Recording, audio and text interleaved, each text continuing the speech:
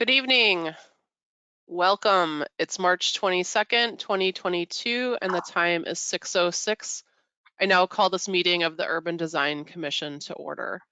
Pursuant to Chapter 20 of the Acts of 2021, this meeting of the Urban Design Commission is conducted via remote participation. We will make recordings available upon request as soon as possible after the meeting. My name is Courtney Kirk. I have been designated co-chair of the Urban Design Commission for tonight's meeting.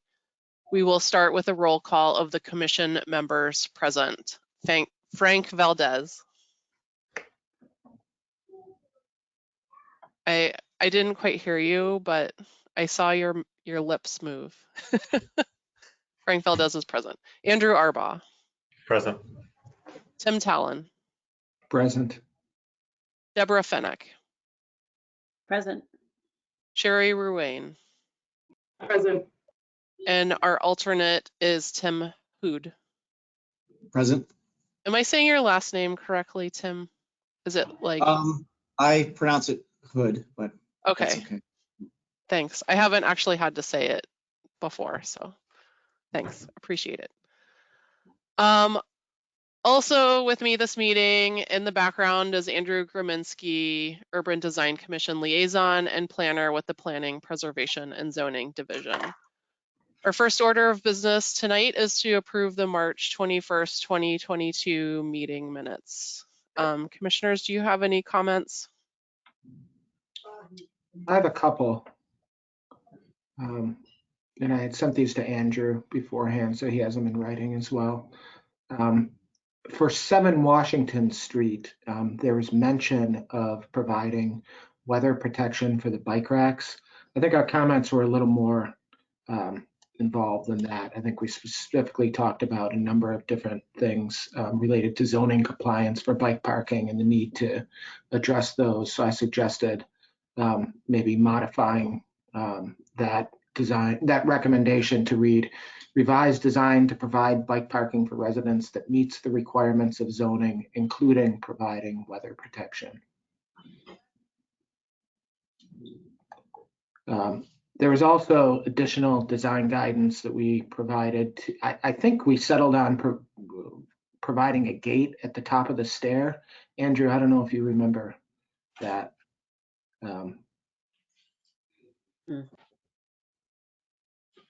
Andrew Graminsky.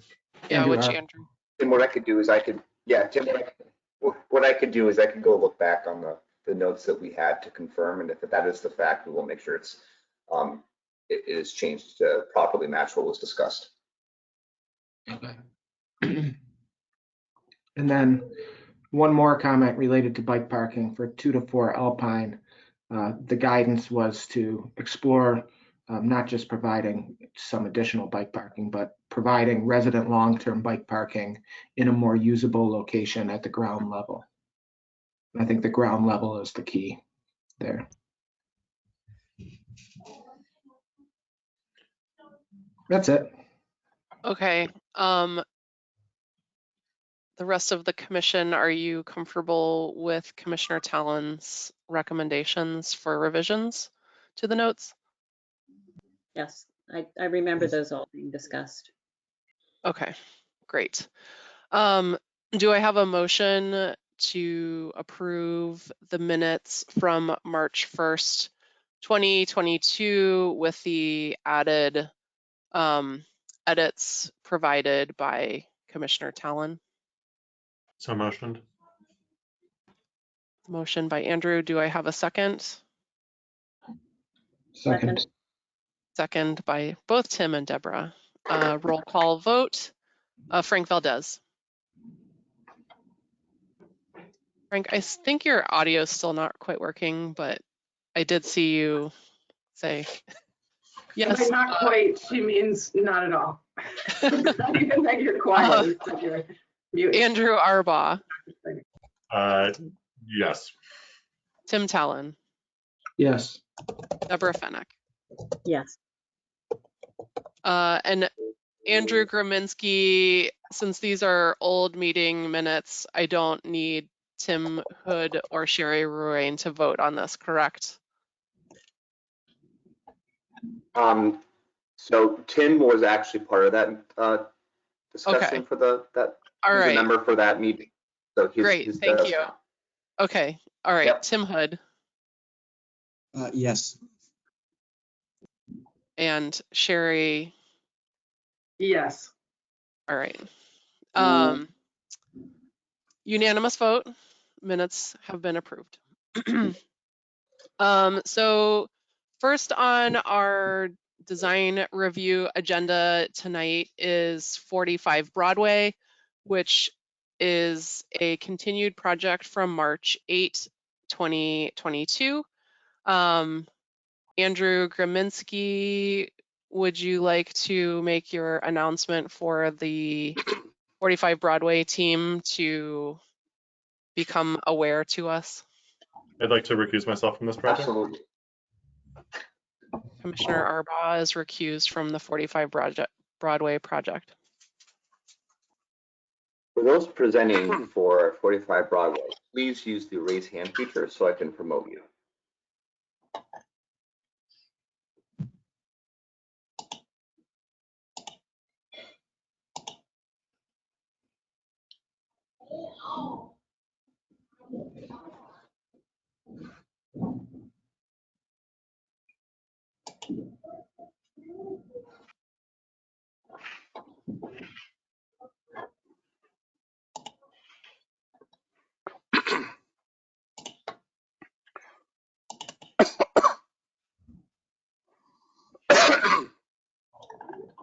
Brian, you should be able to speak. Hey, all right. Good evening. Can everyone hear me and see the PDF for the presentation? Okay. Yes, we can. Excellent. Yes. All right. Before you start, I just want to make the announcement that design presentations will last 20 minutes. I will give you, or Andrew Graminsky will give the team a time check notice when you have 10 minutes left, and then another time check warning when you have 5 minutes remaining. And once the presentation is wrapped up in that 20 minutes, the commissioners will be allotted approximately 20 minutes to provide review comments and be able to take a vote on this project. Brian, another thing before you start, commissioners, just as a reminder for 45 Broadway, we'll be taking the following votes tonight. A vote on if the design guidelines have been met for the MR6 district for this project, and also a vote to incorporate any additional design guidance. With that being said, Brian, please take it away. Great. Thank you so much, Courtney. Thank you to everyone else as well. So I'm Brian Slozak. I'm a principal here at SGA. I'm joined here tonight with Nicole Modi at Commonwealth. We're excited to share our updates here tonight on both 45 and 51 Broadway, collectively in both 2 separate presentations. We appreciate all the feedback that we received 2 weeks ago at our second UDC hearing. I think we made that, we truly believe that it made some positive contributions to the project design. So with that, now we'll just jump right in and share with you our updates. So we've organized this presentation into 2 main categories of mostly relating to building facade and then public realm, and just really incorporating the comments that we heard from the UDC hearing 2 weeks ago. So for the building facade, we've had a preferred design aesthetic, so we continue with our preferred design approach, but there are some comments that were other elements within the other facades that we presented 2 weeks ago that we can start to incorporate within our current design to really start to distinguish the upper 2 floors of our building. In addition to that, now we've taken a closer look at our main building entry to kind of set that apart from the retail storefronts, and also provide a little bit more definition along what happens at the ground plane as the building turns the corner along Lombardi and the Mass DOT parcel, which is just situated just north of our project, where my cursor is here. With the public realm, there's some comments around the building egress location at the rear of the building that was crossing over some of the Mass DOT land. Again, considering what happens along that corner with the retaining wall with landscape, then is there any way that we can start to incorporate a bike path that we've started to incorporate on Broadway along Lombardi? So jumping right into the building facade, this is what we presented 2 weeks ago in the preferred design facade option that we had. So we had different facade components as part of facade alternate number 2. I'm just going to bring up for quick reference.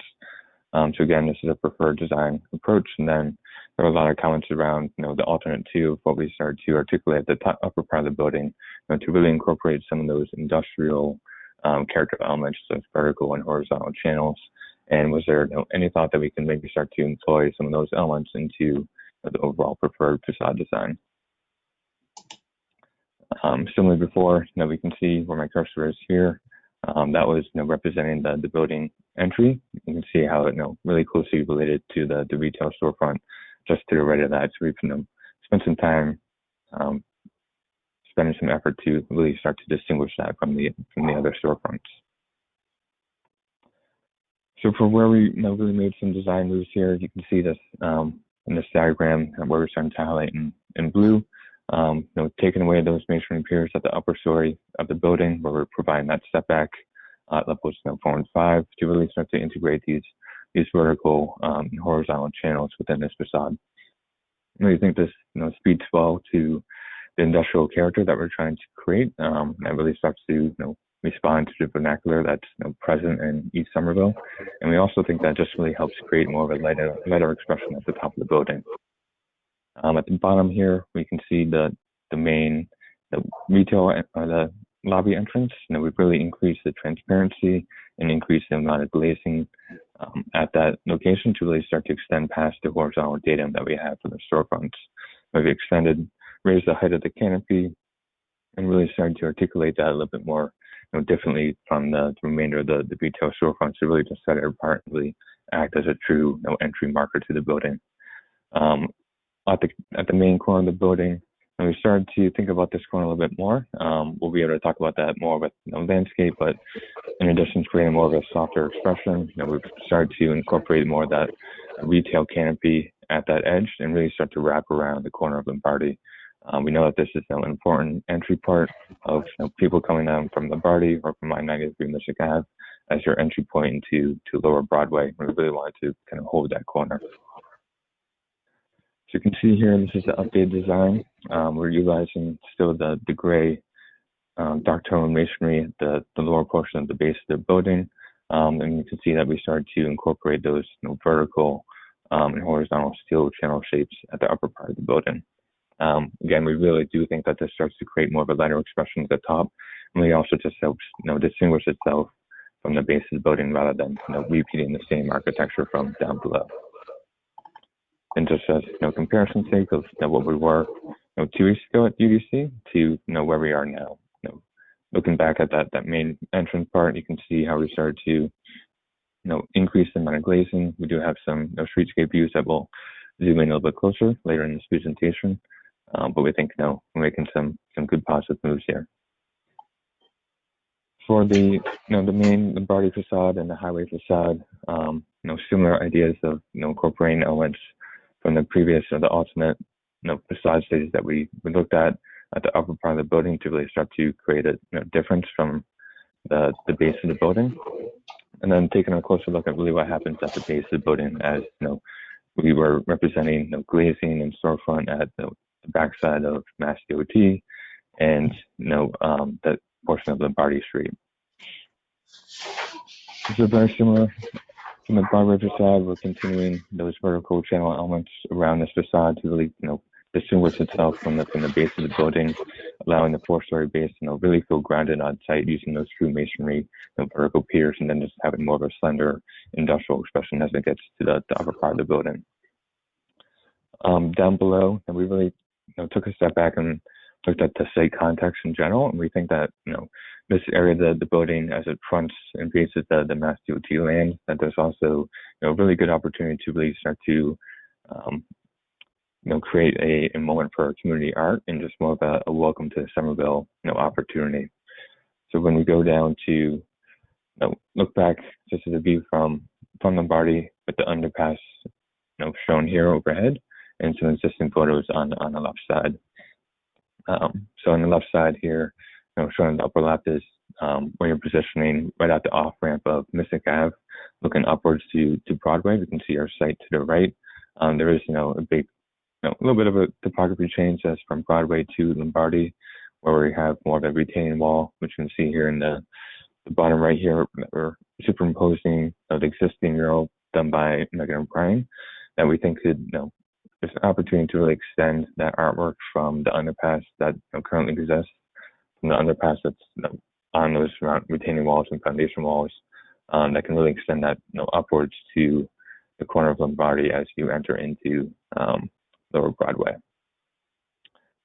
We'll talk a little bit more about, you know, the actual plans for this part of the building just a little bit more.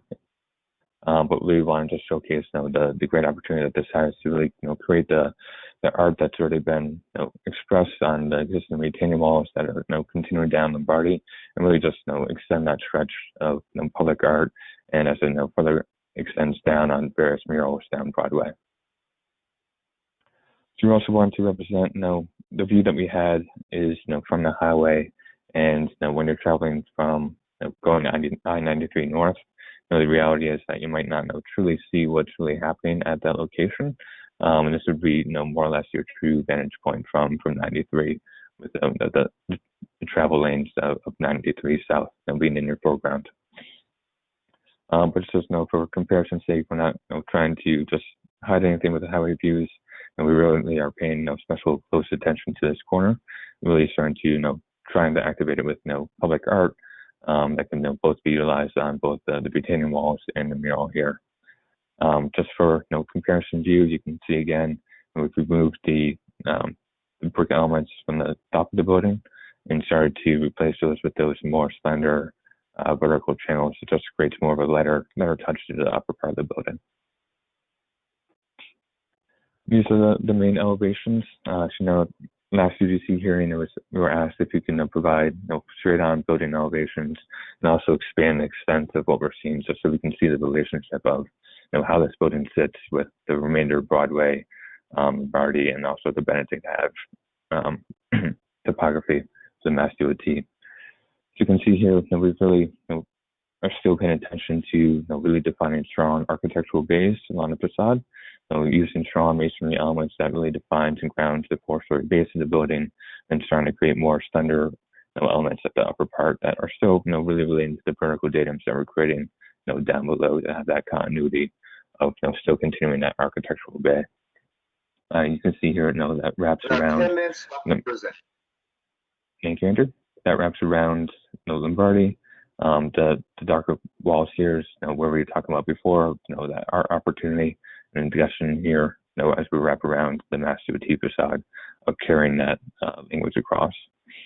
You know, we do have a side core, you know, condition here.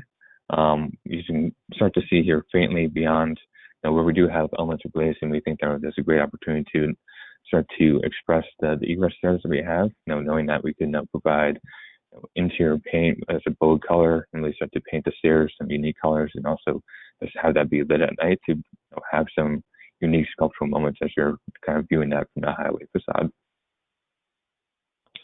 So touching on the, you know, the main public realm, you know, the main comments that we heard, this is the floor plan that we reviewed at the last UDC hearing. Some of the main comments that we heard was, you know, review the building egress location, you know, make sure that, you know, what we're presenting, you know, to the commissioners is really, you know, code compliant. You know, we're in discussion with Mass DOT with the, you know, purpose of, you know, providing some access to the land, but we really want to show, you know, a day one solution that we know is, you know, viable of providing, you know, a direct egress path, you know, not through their land, but to start to, you know, redirect that onto our property.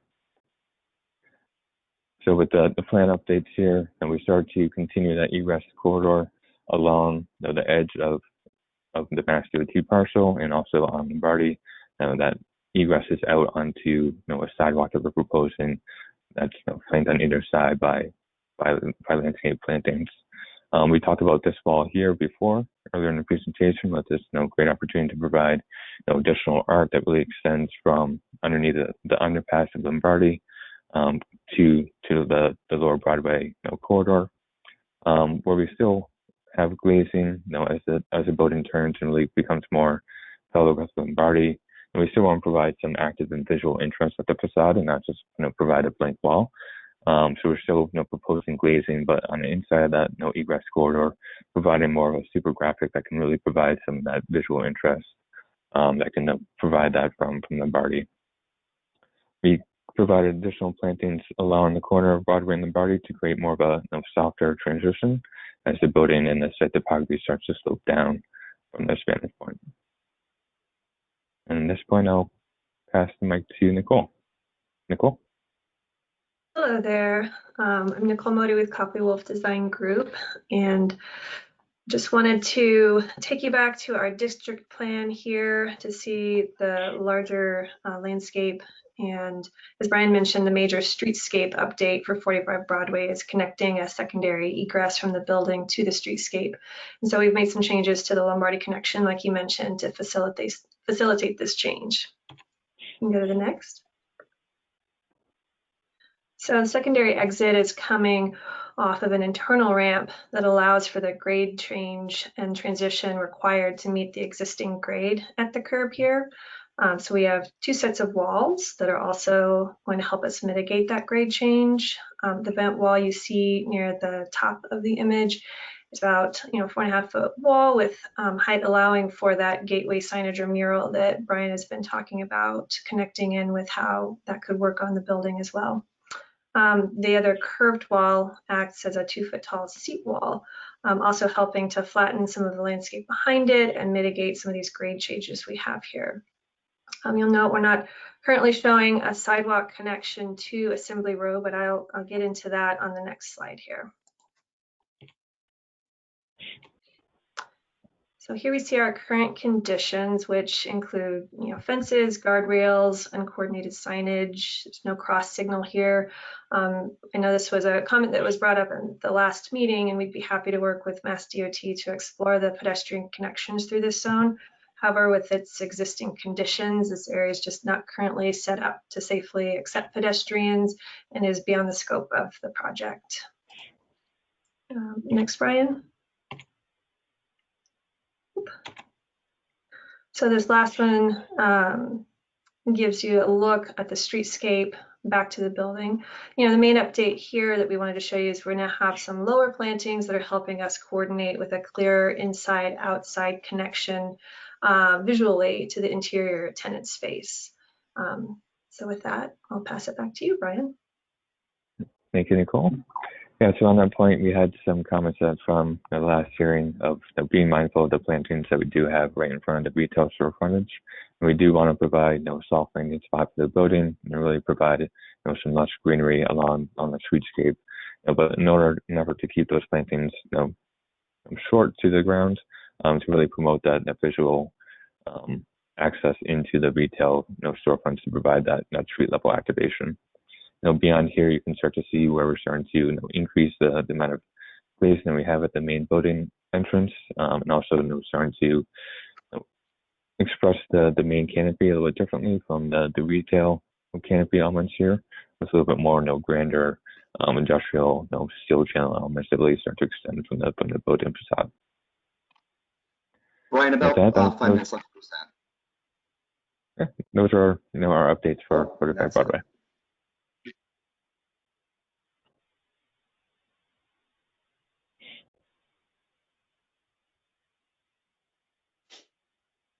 Thanks, Brian and Nicole. Commissioners, do you have any clarifying questions on the new material that was presented tonight?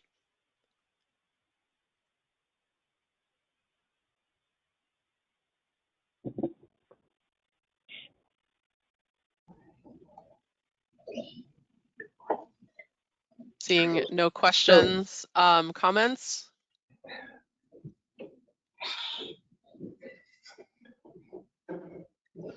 So I appreciate the updates. I think you've addressed many of the comments that we've made. Maybe I'll start with the streetscape updates. I appreciate that reconfiguring Lombardi Street to provide a bike lane perhaps is beyond the scope of this project, particularly given that it's Mass DOT land. But the Assembly Square neighborhood plan, or the draft version of it, I don't think it's been officially adopted yet, includes planning for the Lombardi Street underpass that would create improved pedestrian and bicycle connection to Assembly Square here. And I think it is really an important long-term goal of this intersection, even if there isn't a definitive plan for it now. There is conceptual planning around it. So I guess what I would ask is that that this team look at how that bike lane would be accommodated, and make sure that anything that's done as a part of this project does not preclude it being added in the future. So that's improved sidewalks and a bike lane along Lombardi Street, and include that when you present this to the planning board. Yeah, absolutely. We're happy to coordinate as those plans continue to develop.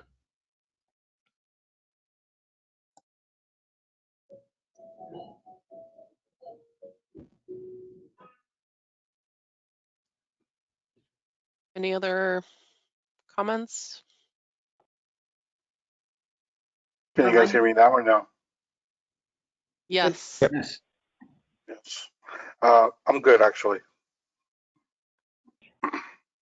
So I just have one comment, which has to do with, well, I think these are all improvements have been worthwhile to incorporate. I do have some comments about how you're putting the murals in right now. It looks like so you're continuing the trabeated system of the building down to the ground, and where you had glass, you've put the murals. And I feel like if you're going to be intentional about the murals, I think I would, maybe that's where the base becomes more solid or something, and the mural is larger and not just an infill. It doesn't look like it was an afterthought, but rather it starts to influence the design of the building, and you create a stronger base at that corner, and you can have larger murals, I think, once you do that. So that would be my suggestion there. You drop that trabeated at that area, which I think is sort of interesting too, in that it's acknowledging it becoming a backdrop to landscape as opposed to, an activated urban, sidewalk condition or whatever. So I think that would be worth pursuing. I was intrigued by how you showed the mural coming down onto the retaining wall, which I think was different than the materials you had initially submitted. I wonder if that retaining, if that's really the intent, does that retaining wall piece want to become something that's more prominent? Does it want to become larger? Does it want to become, and maybe the mural on the bit, maybe they're not the same. Maybe that is something that's more prominent and expressive, really is the welcoming moment, and the mural on the building is the backdrop behind the landscape. Yep, it could. We definitely could continue to study that. Yeah, I'd go for it. If you're going to make a place for art, make it take over that part of the building. I think that would be great. Yeah. I agree. That's a great comment. Yeah, I think East Somerville Main Streets would greatly appreciate that. I had a comment about the storefronts. Appreciate the changes to the lobby. I feel like it is more differentiated now than it was before. For the storefronts, I'm still curious about this planted buffer in between the retail storefront and the sidewalk, and especially what appears to be a shade canopy that's above the planter. I guess I wonder what is it accomplishing for the building? I think the idea. Asking what the planting is accomplishing for the building? No, the shade canopy above the planter. The shade canopy was really just to provide, more of a scalable element around that really starts to frame within the storefront. It can also act as location for signage, but the primary goal of that was to really provide some more scalable elements that really reduces the height of the overall building at the pedestrian level, rather than having that expansive 4 stories right above it. Yeah. And it was also a way to also implement warmer materials, where we can start to have wood slats that run horizontally here, and start to incorporate some of the more detailed moves of having some accent metal panel that just starts to differentiate itself from the darker color palette that we have in the building, and just really create more of a warmer presence around where we do have the storefront entrances. Yeah. So is that an open canopy? Would rain drain through it? Rain and snow?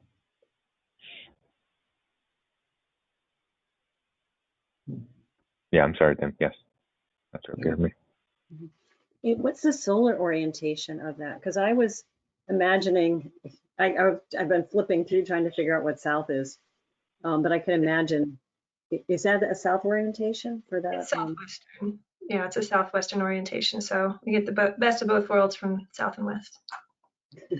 Yeah, so it does serve to shade the space a little bit, but it also, having it open, it'll bounce some light in to the, gets a little bit, depending on the material and the reflectivity of the material, it can actually bounce a little bit of light into the space, which is nice. So I think as long as it's open, I mean, I understand that the planters can be irrigated, but I feel like I've noticed a lot lately, these planters under building overhangs that are kind of sad. I wonder, did you explore locating the doors into the retail space actually on the corner of the building? We did early on, but with the topography change around Broadway into Lombardy, how Lombardy really slopes down, became kind of difficult to achieve with ADA accessibility. Got it. Okay.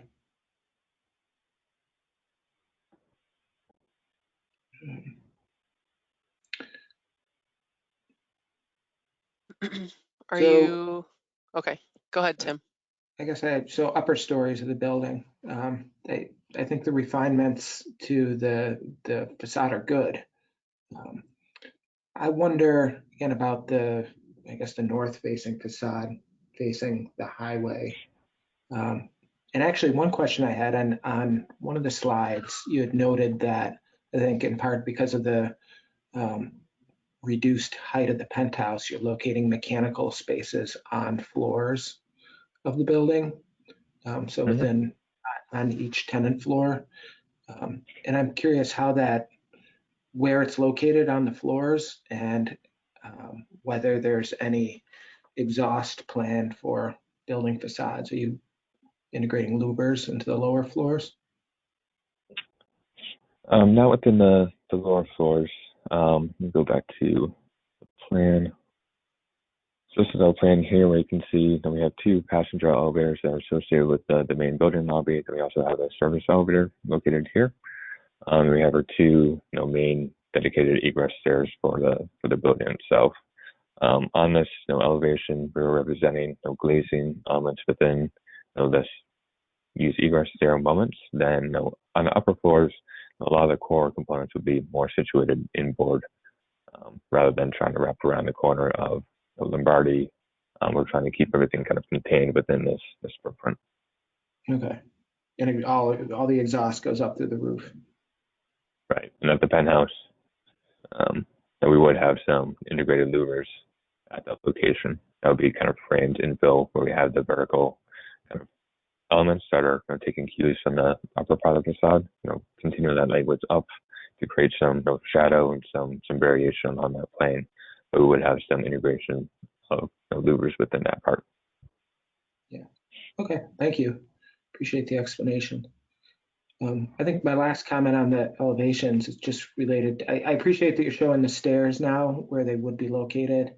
I still wish that given that that side of the building it's a very different orientation, and then a very different building components on that side, the stairs and the elevator shafts. And right now it's the same facade as is fronting on Broadway, just wrapping around with what I guess is spandrel glass over the elevator cores, which will appear different. And then you're kind of looking through the same lab office window at the stair. I think it's a unique opportunity for something more expressive on that facade, to do something different with the glazing at the stair. Maybe it pulls out a little there and you really see the rise and the runs of the stair coming down there. Maybe the elevator cores are a solid element that's pushed in a little, or I don't know what it is. But I wish, I guess I would suggest that that could become something that is more interesting, more expressive. Okay. So we can continue to take a look at that.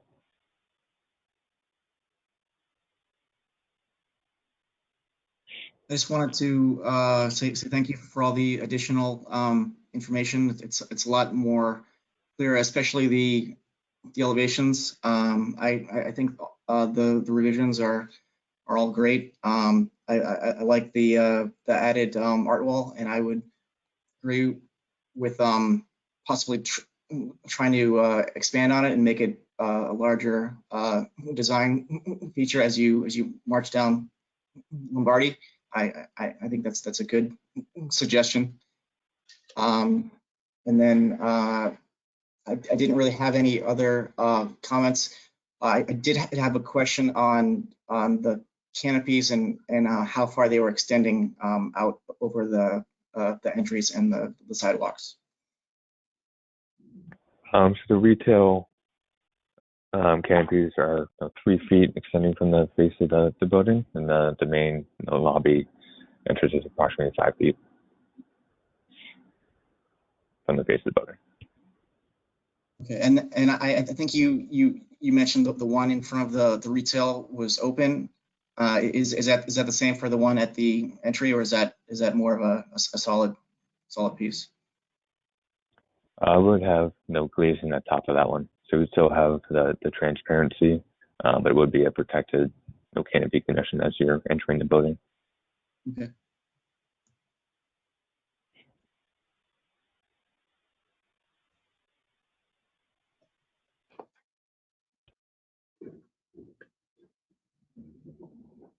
Any further comments?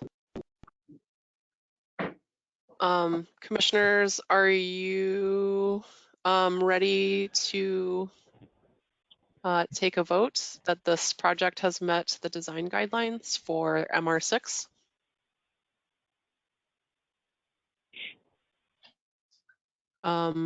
Would someone like to make the motion, please? So should we, I guess the last time we reviewed this, we had looked at both, commented separately because they're 2 separate projects, and then I think taken a vote at the end on both. Is that how we did it last time? Should we do the same this time? Or The just last vote? time it was expressly Yeah, we have to take a vote for each one. Sarah, yeah, Sarah Lewis said each project this time around had to be separate. Because they're separate projects. Okay. Well, then I'll move that the design guidelines have been met for the district. All right, do I have a second? I second. All right, seconded by Frank. Roll call vote. Frank Valdez, Yes. Tim Talon, Yes. Deborah Fennick, Yes. and Tim Hood. Yes. And since Sherry's new and wasn't here before, I won't make her vote. Thank you. This project has met the guidelines for the MR6 district.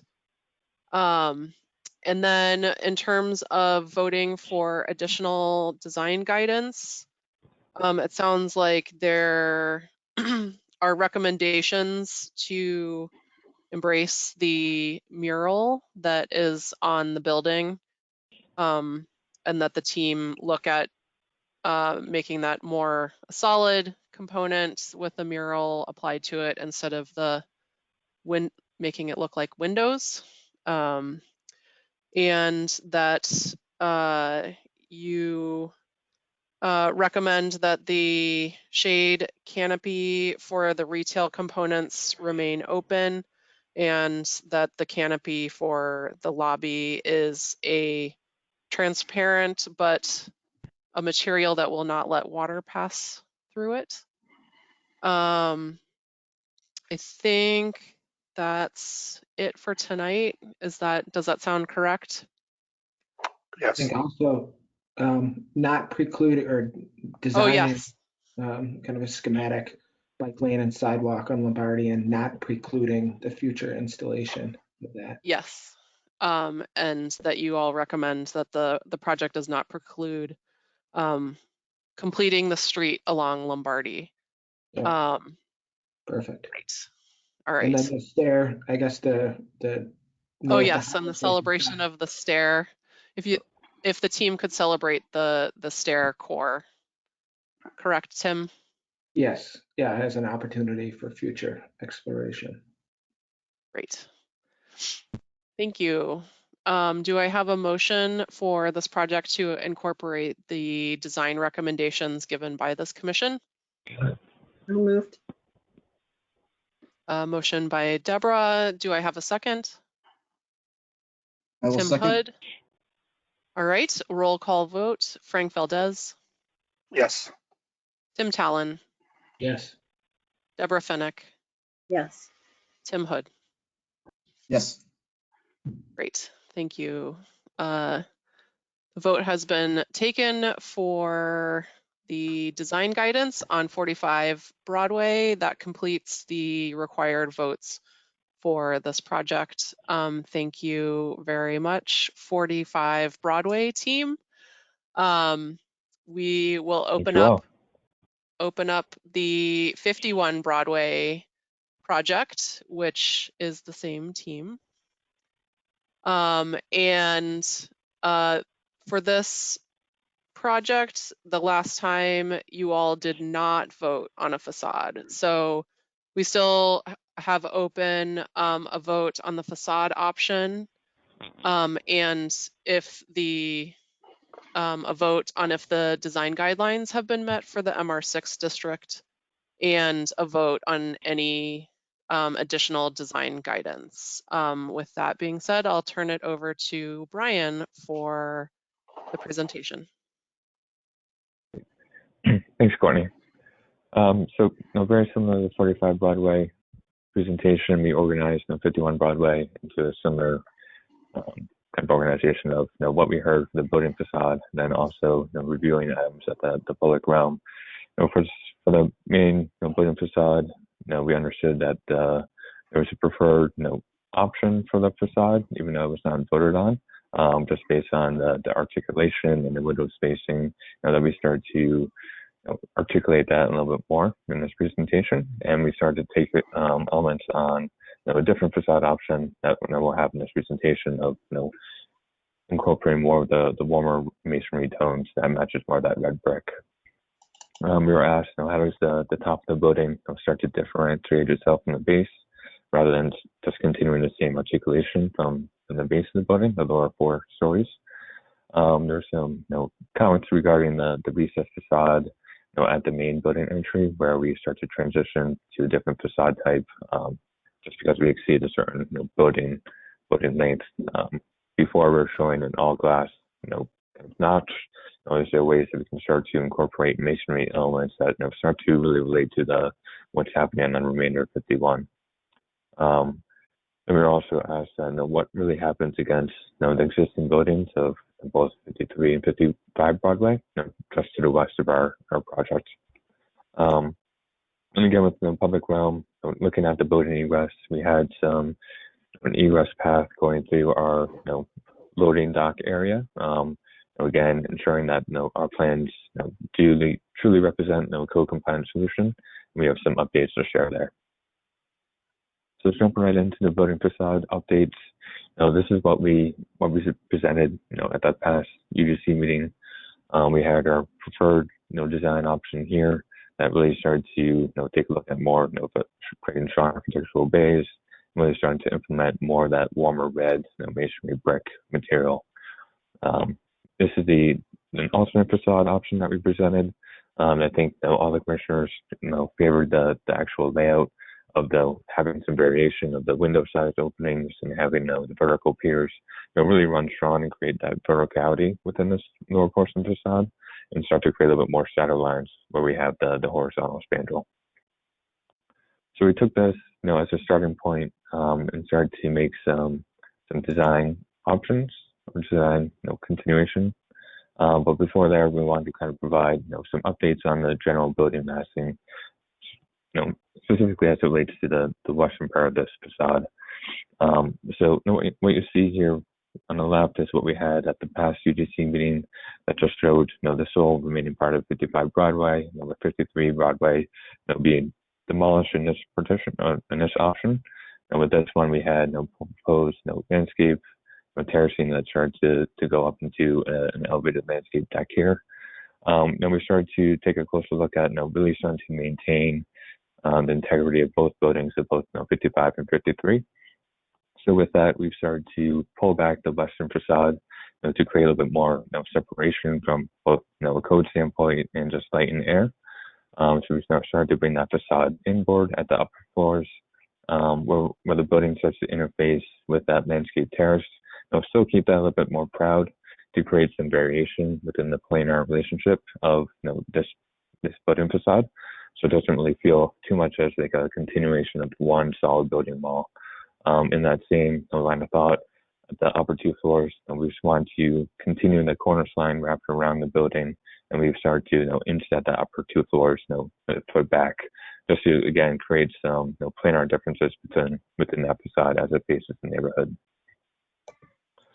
So for the main building facade changes, still holding true to that preferred articulation of having some variation of the window openings, allowing the main vertical piers to remain proud of the horizontal spandrel elements.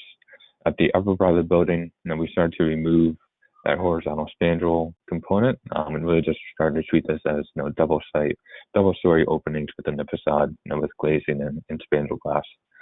We started to articulate the vertical piers a little bit differently, where we started to take in the overall width, so they appear a little bit more slender and start to create more of a lighter top, and really just starts to differentiate itself from the base of the building. You can see here on the left, dashed in here is 53 Broadway, just for context. You can see how we're starting to step back, the lower portion of the facade, and also the upper portion of the facade to really continue that cornice line down and embedding into the facade. Within the entry part of the facade, and we started to incorporate masonry elements from the upper part of the building down, and really start to hug this transition facade with those warm masonry elements that go all the way down to the main entry. We have some more close-up views of this that we can talk about in a little bit. So this is the updated overall design. You can see that we've really started to implement more of that warmer masonry red brick into the overall material palette, which really start to contrast sharply to what we just looked at 45 Broadway. We can see here where we're starting to really show and highlight those double height openings within the facade with glazing elements, and just treating the main vertical piers as just a little bit more slender, just to really create more of a lighter top to the building. And this is before and after of where we were for the UGC number 2, with just a preferred articulation, knowing that we were showing more of a lighter brick and really starting to employ more of the warmer masonry elements within the facade. These are the main building elevations. Again, you can see how we're starting to really continue and treat this still as a strong 4-story base, continuing the same verticality relationship of the upper piers, aligning that with the facade below to create that continuity of defining those architectural bays, and continuing that upwards into the penthouse, where we have that integrated with the middle panel to really start to create some variation along that roof plane. And in between those elements, there would be integrated loopers. Similar to what we presented last time, at either end of the penthouse, we are still stepping back the the roof screen itself, just to create some some planar relationship differences, changes in the roof line, and just really start to mitigate its presence from line of sight on the sidewalk. At the middle facade here, this is where our main entry is, looking at the base of the building. You can see that we're starting to incorporate the masonry elements, carrying out over the horizontal brick spandrel and starting to carry that verticality down to the main portion, to grade. The corner sign does again step down at this location to create variation on the roof line across Broadway. As we start to wrap around the Benedict Ave facade, you can see that we're starting to carry on that corner sign to really start to define a lower portion of this building and define it separately from the upper part to really respond a little bit more towards the neighborhood. And lastly, on the Mass DOT, the highway elevation, you can see here, it's very densely populated with existing vegetation, and there really is a steep rise in steep rise in topography as it goes up to the top of Benedict Ave. So similar to the previous project, we do have a side core element where we're starting to really express the egress stairs. There's opportunity to really celebrate that with color and lighting on the inside of the building. So it really does become more part of the experience as you're driving past it on the highway at night.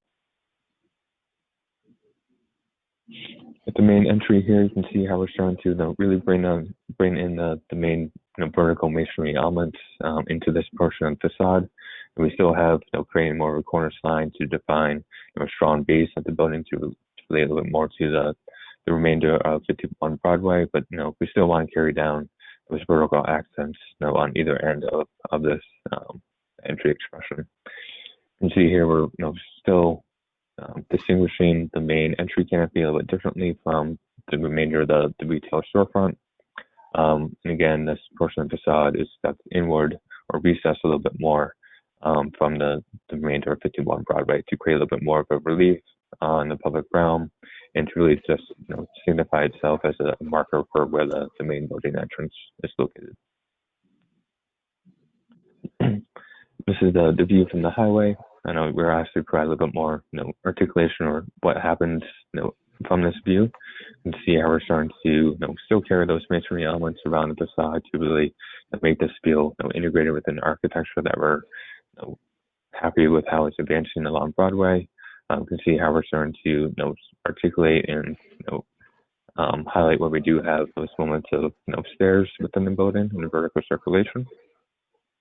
And again, the penthouse is following a similar line of thought of continuing the articulation from the facade below. Brian, about 10 minutes left to present. Thank you, Andrew. So for the main public realm, this is the plan that we reviewed at our last hearing. There's a lot of commentary just around building egress of where we have our secondary egress stair, having that dedicated pathway and having that go through where we were proposing our maneuvering aisle for both loading and parking garage access. So updates to the plan here. We still do have that dedicated path that is striped within that zone, but we do be mindful of providing more of a dedicated passageway that aligns with the party wall between two buildings that egresses directly onto the main facade along Broadway. We did review this with our code consultant, so what we have presented here is code compliant, so we don't see any reason why we would kind of alter this plan that we're reviewing here today.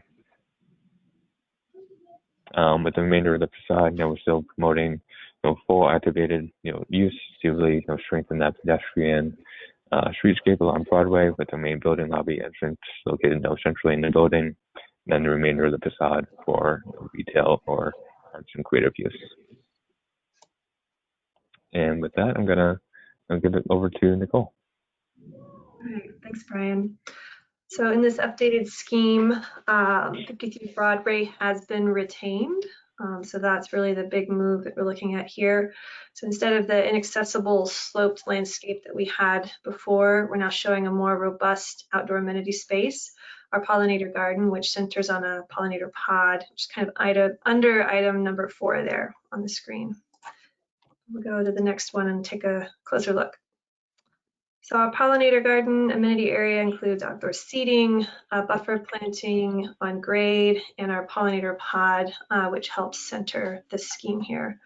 Our updates allow for some deeper soils, both in-ground and with raised planters. So the in-ground portion is what you see adjacent to the Benedict Avenue on the left here.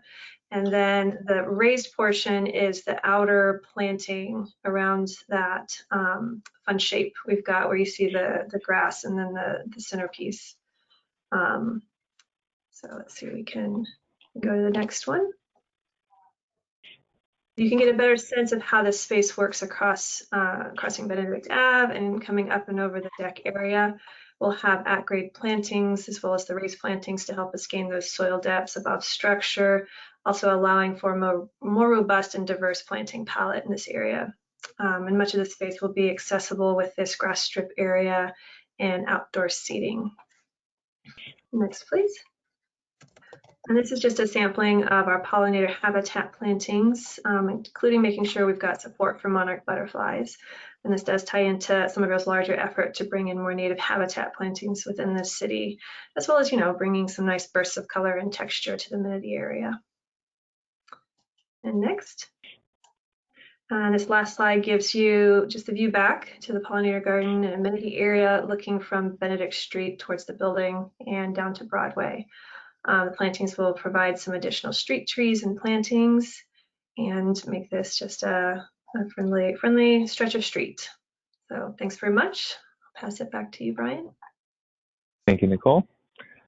Just while we're on the slide, you can really see how we're starting to create those planar changes within this this facade element here. Previously, we were just having one continuous facade, so we're really starting to break this up and carry that cornice line across, create some variation within the planes, and also step back the upper facade to really be a little bit more responsive to the neighborhood context. And with that, I'll open up to questions and comments. Thank you. Thanks, Brian. Commissioners, do you have any questions at this moment? I had about the retaining walls that are shown on Benedict Street. Can you talk about the materiality there and kind of also the heights of those?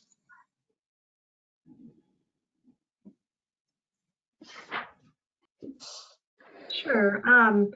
Right now, we've got some grade change to work with just with how Benedict Ave is sloping down. So we've got about a 15-foot span of space. Brian, do you want to pop back to? Yeah. So on the left there where you see the trees along Benedict, you've got about a 15-foot span where we're starting out at existing grade of 54. And then we are coming up and you'll see the 63 that's closer to the building. This is really a raised planter area. So we do have, but that 15-foot span actually helps us to take up some of that grade as we get towards those plantings, if that makes sense. And then the materiality of this space, I think that's something that we're still in progress on, and know that we're talking about I think we've got some block walls in here, and let me know if that's making sense to you in terms of the grade and the change there. Yeah, I was trying to, just from the renderings, try to getting like a understanding as from the pedestrian experience. Is this like a wall that I'm going to be able to look over, or is it going to be kind of like at my I say it looks like it's only maybe 3 feet high, but I couldn't tell from the plan and the numbers that were shown there. Yeah, I don't think it's something that is going to be like, this isn't accessible from the street. Visually, there might be some transparency with the fence that gets chosen to go in here. This will be an area that is completely fenced in because of the grade change and the drop there. Sorry, was there another question? Okay. On the same point, Can you clarify? So is this a roof deck condition? And if yes, is this part of the maneuvering area for trucks at the ground level? Yes, that's correct. So the roof deck condition starts about 15 feet in from Benedict Avenue. Do you want to go to this section, Brian? Thank you. So in the section, you can see that you're exactly right. That is the roof deck condition, and we are above the truck turnaround area, allowing the trucks to come in and get into the loading dock area. So that is all on structure, starting at the planters. Yep. And we've then, to add to that point, if we can coordinate with our civil engineer and traffic engineer to really start to figure out how much space we really need for the trucks to back in to really provide more additional space for deep soil planting along the Benedict Ave sidewalk.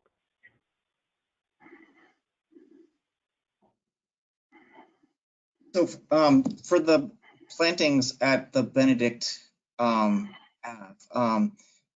is there a pedestrian route like a sidewalk where people will be maneuvering around plantings, or is that plantings kind of going straight up to the back of the street curb?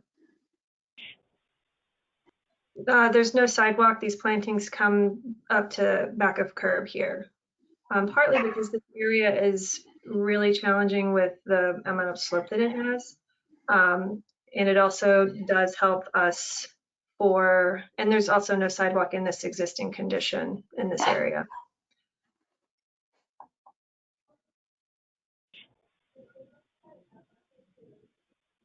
Are the walls on that roof area, they're not intended for seating, right? They're too high for the added soil depth. Is that right, Nicole?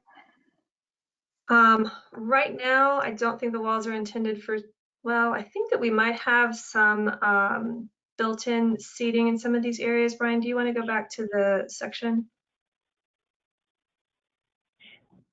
Yeah, so within some of these, I think the height of these that, especially the one in the middle, we have some variability within that height of what it could be. The ones that have the trees around the perimeter, we are trying to bring up higher just so we have enough soil depth for decent sized root balls and good sized trees in those areas. Great, thank you.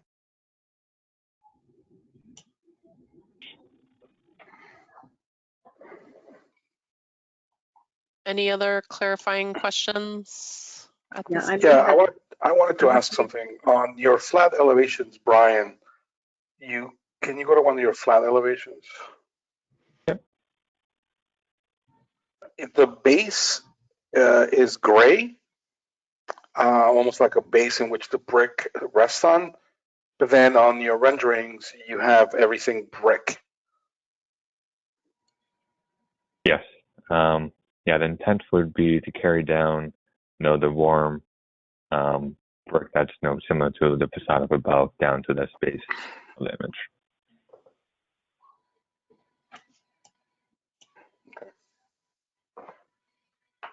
Deborah, I think you had a question.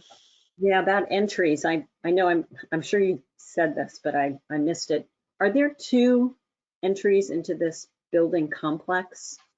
On the left side, the 51 side, it's very clear to me where the entrance is. That's where there's the recess, subtle recess. But is there also an entrance on the gray section, the right section, E section? Yeah. On this portion? No entry. So there's no entry in what is it, 65 then? Is that true? Yeah, for 45. Yeah, there are two separate buildings. There's no entry. Okay, so there's one entry. It's in the section that we're reviewing right now. Correct. Got it. Okay. No, I think, well, there's no entry for this building, but there's an entry into each building in a separate lobby for each building side by side. Is that right? That's correct, Tim. Yeah, because there's a double. Yeah, you can see that subtle double door. Okay. Is there a hierarchy? Do you have an elevation of that shows them together next to each other?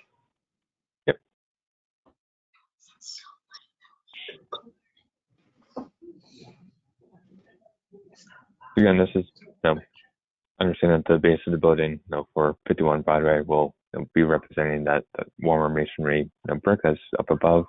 And this is where you're seeing the entry point for 51 Broadway, and just adjacent to that would be the entry point for 45 Broadway. Okay. Which you can start to see represented here as for 45, and then as the building facade starts to be assessed, that's the entry point for 51 Broadway. So are the canopies the same? Are they the same depth?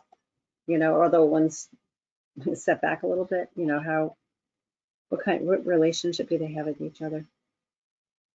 They're the same elevation standpoint and articulated in a very similar way, with a more industrial scale channel shapes with glazing to support that covered condition. There is some difference of where they do extend out onto the sidewalk, with the 45 one being a little bit more proud, since the one on 51 Broadway recesses a little bit. So we're trying to create some variation along the public realm through that as well. Mm-hmm. Okay, thank you. Any other questions? Can you talk about a little more about the interface between this building and the existing building that's now remaining? Are they actually right up against each other, or is there space between them? There is space between them. So the lower base of the building, where we do have our loading access, so that is closer to the property line, and then when we start to transition from to the Benedict Ave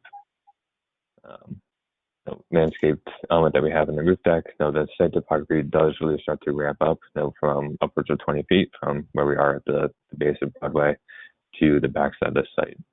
And at the upper part, where we have level 2 in our occupied zones, we're stepping that facade backward.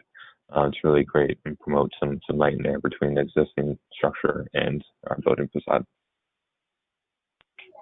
Okay. Yeah, it seems like a very tight condition, but it actually kind of replicates the existing condition with the building that's currently to the right of the red colored building. But what's the space between the house and the building at the bottom, about that gap? We're keeping a couple of feet away from the property line, and we can get the actual direction from the existing building itself, but we are trying to provide some type of separation between the two buildings. 5 feet, 6 feet, 10 feet? Or at least 3 to 5 feet.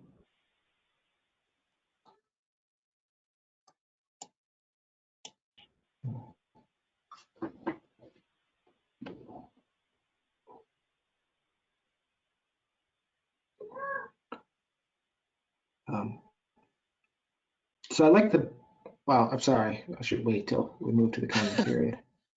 Yeah, do you guys, is it, right? All right, we'll open it to comments. All right. I like the change in plane of the building on the west-facing side of the building. It seems to begin to help with the transition and scale from this, although it's still a really significant jump from what is an NR district right next door to this. The upper 2 stories of the building, I appreciate carrying the cornice through, but it feels like an almost setback there. We have this setback along Broadway, which is a relatively wide street. I wish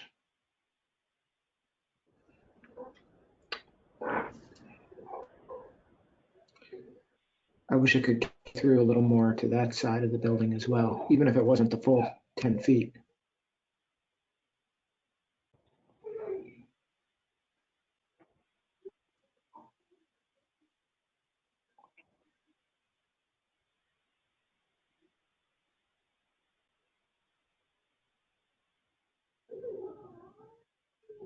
You're referring to this zone here, Tim? Yeah.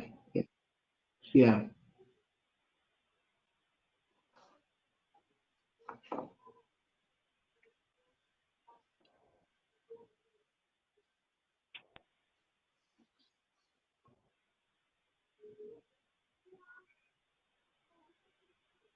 I appreciate, I think, that you took a lot of the comments into consideration and changing a lot of the things. I think it's definitely a more successful building than before. I like the fact that you're preserving the house, 53 Broadway. I think that that's a really good urban move, if you will, and I think that it's, again, part of it's nice fabric. And I know that I see the building next door, existing building, has really a narrow gap. I would say that it's about maybe 5 feet if I see it. And I think that you're leaving about the same space. You're not making it worse, but you're not making it any better for these, the apartments below. It is an existing condition. So I would just say that it is, whoever's living down there in those 2 floors, will always be facing a wall in that. I don't know if there's anything that can be done to enhance that and not make it into an existing condition that it stays and not improve it. That would be my only comment on that.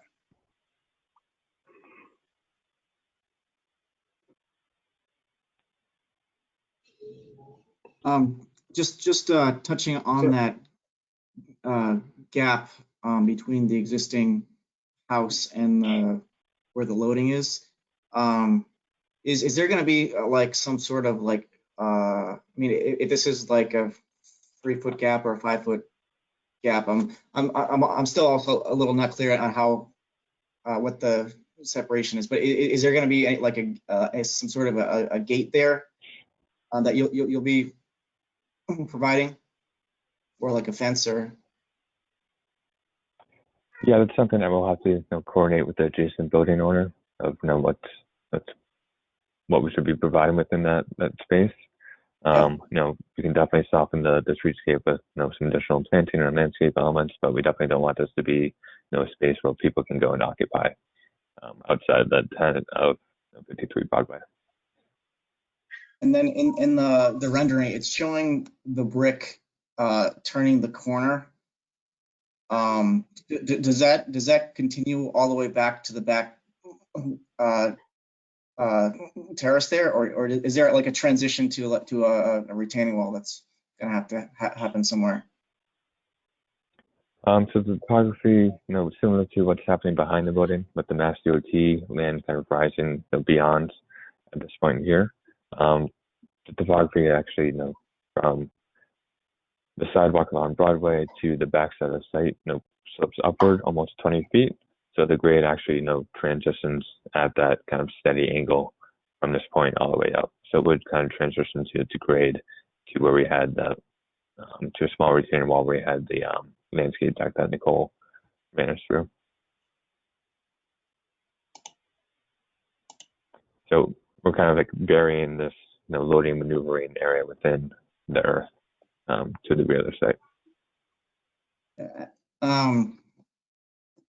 And then it's that image is showing like a glass railing there. So are there doors in plan that open out onto that, or is that going to be like a program space, or is that really just for like how wide is that between the existing house and the wall of the adjacent brick?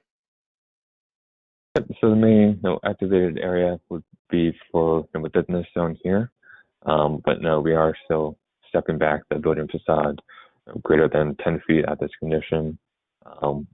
We're contemplating potentially adding in a green roof within this area, so providing some type of railing for just safety protocols for maintaining this part of that green roof.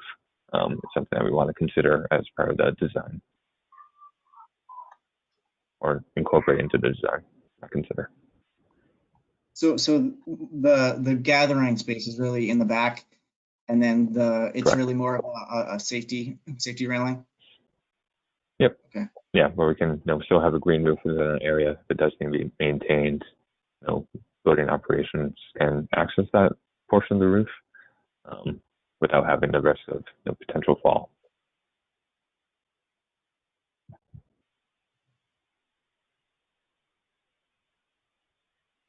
Yeah, I think if that were to be a green roof and it were to be visible from the street, that would be great. I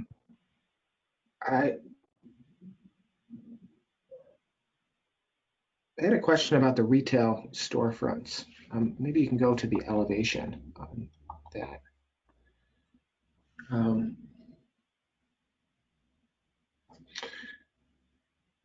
You know, yeah, so I think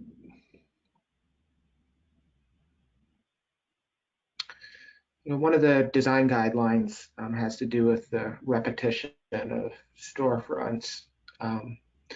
And I think with the intent of creating variation on the ground floor and interest at the ground floor, I think, at 45 next door, there was really only 2 retail storefronts. And then the lobby entry was differentiated. So having those 2 retail storefronts be the same, I don't think is overly repetitious. I think in this case, we're seeing 5 bays, 4 of which appear to be very, very similar and repetitious. Is there the opportunity to introduce additional variation in there, either through, well, I guess I'll just leave it at that. Yeah, I think so, Tim. The biggest organization that we're trying to do with the retail storefront is bring down the vertical piers and the facade up above, really start to frame in these components, and they'll provide a series of layers within each of these storefronts. I think there's variation that we can provide within the retail canopy elements, and almost the metal panel accents that surround it. We do have to meet a certain amount of vision glass along the extent of the retail portion, just to be able to meet the zoning requirements, and that's what's being represented here, upwards of 70% of that transparency. But I think there's some subtle articulation and some detailing that we can start to employ, whether it's the accent material that starts to change, or there's some variation within the canopies that are above the retail doors that can provide that variation. So it's not just the same bay going across. Okay. Do you have a signage band designated? It would be part of that canopy structure there.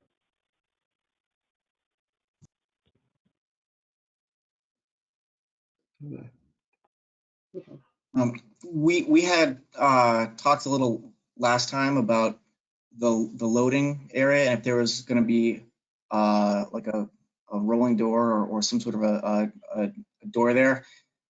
Is that still going to remain open?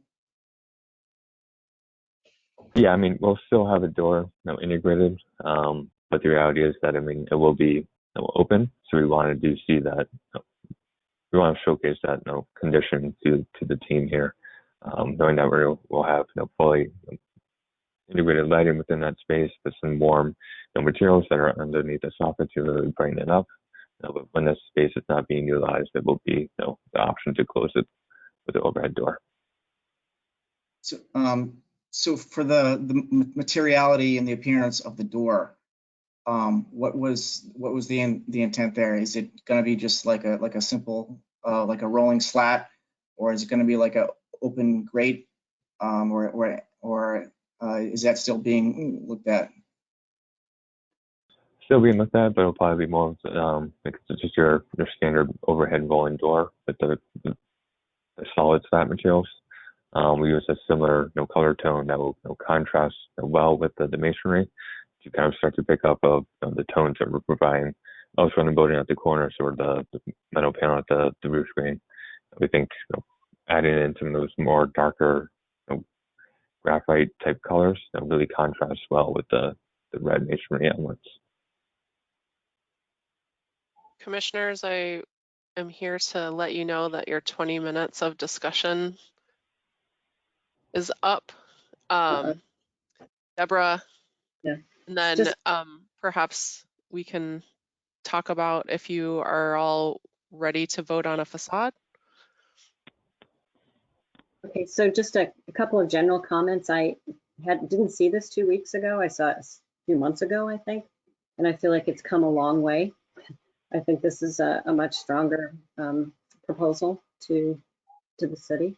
I do have one general comment, which is I'm trying to sort of understand the logic of your verticals on your facade. And I don't see, I don't see a pattern or a logic, and I'm wondering if there is one that I'm not perceiving, or, what the strategy is for that. Yeah, I can respond to that quickly. So there is an organization to it. Where we have our main slender elements here, those are indicating our kind of aligning with our structural grid. Then within that we have variation within that actual storefront to have a little bit more wider openings within the actual structural bays. And then that varies as you go through bay to bay. Yeah, because it feels it's hard to humans seek patterns, right? And patterns and logic, and I think you can have a very dynamic pattern that is hard to detect, but then we do respond to those things. And so I just worry about it feels sort of random to me, and I think it could be a little more deliberate. I think as you start to detail it, it might become more deliberate. We've got masonry unit dimensions to deal with and stuff like that. But I do think it'll stand the test of time. I think if it's got a little more rationale to it and structure to it and pattern to it. Yeah, we can definitely take a closer look at that, and how we start to integrate that with the base of the building. Really aligning the main vertical piers with those strong bays at the base of the building. Help start to create some of that relationship. And yeah, and I think that exactly. I think this sort of goes with the stuff that you were responding to with Tim. That there can be something that helps us understand that logic, and it wants to be a little more dynamic at street level, I think, as we experience it walking along. But I think standing back and looking at the building, I think it might benefit from a little more structure. So thank you. Commissioners, do you feel comfortable voting on a facade this evening?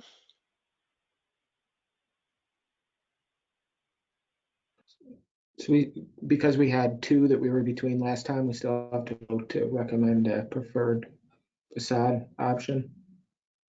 Yeah, I believe, and Andrew Graminsky, correct me if I am wrong, but I think before you had advised that it was facade option 2, but you wanted the red brick. So I think that's what is being shown tonight. Okay. This is Andrew Graminsky. That is correct. Okay. Well, I'll go to recommend this facade option. Do I have a second? Seconded by Frank. Okay. Roll call vote. Frank Valdez. Yes. Tim Talon. Yes. Deborah Fennick. Yes. Tim Hood. Yes. Great. The commissioners have voted to approve facade option 2 with the red masonry that was presented previously on facade option 1.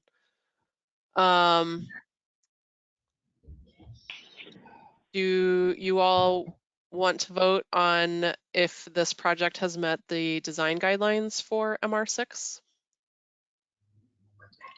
Sure. So I'd like to suggest identifying guideline J as a priority design guideline, which has to do with the storefronts.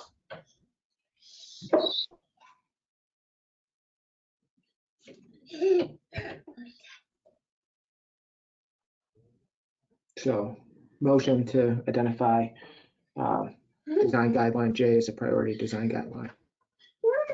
Do I have a second?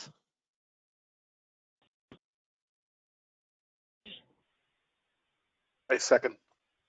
Seconded by Frank. The commissioners would like to vote on design guideline J for storefronts being a priority for this project.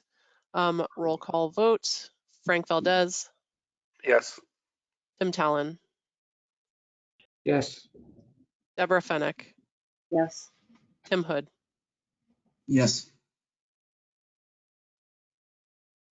All right. And the additional design guidelines, are you ready to vote on that, or would you like to have more information from this project team and continue that vote?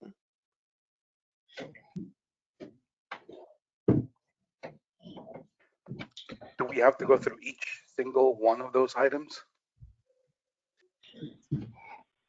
I don't think so. Andrew Graminsky, please correct me if I'm wrong, or can you please advise? Please restate the question. I'm just saying, can we just, in general, if we believe that they've met the guidelines, can we just say they've met the guidelines, or do we have to go by every single guideline and read it and then say, you know, yes or no? Because that's going to take a lot of time. And I think that we had said that we We don't have to go through every single one, but we still need a vote on if the design guidelines have been met. correct. And to the point already, Tim already pointed out that there needs to be more exploration on one particular one, but I feel comfortable saying that, aside from the point that Tim made, that the overall design guidelines have been met. Yeah, I would agree with that. So, All right. So moved. Great, thank you. Motion made by Frank, seconded by Tim, that the design guidelines for the MR6 have been met by this project. Roll call vote, Frank Valdez, Yes. Tim Talon, Yes. Deborah Fennick, Yes. Tim Hood. Yes. All right, great, thank you. And then our final vote for this would be to incorporate any additional design guidance, which I believe I have. One item I'd like Sure. to add to the additional design guidance.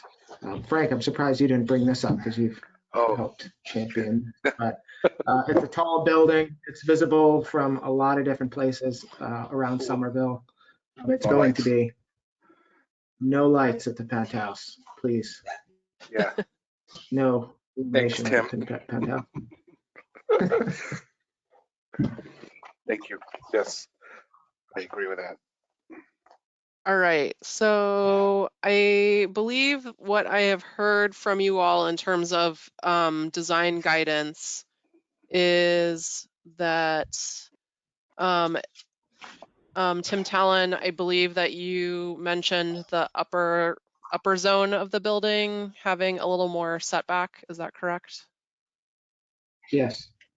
And that both Frank and Tim Hood are recommending an enhanced gap, and that there's additional coordination between the 53 Broadway building to ensure that that gap is okay for their neighbors, and also that there will be a gate or some other mechanism to prevent people from just wandering through the gap.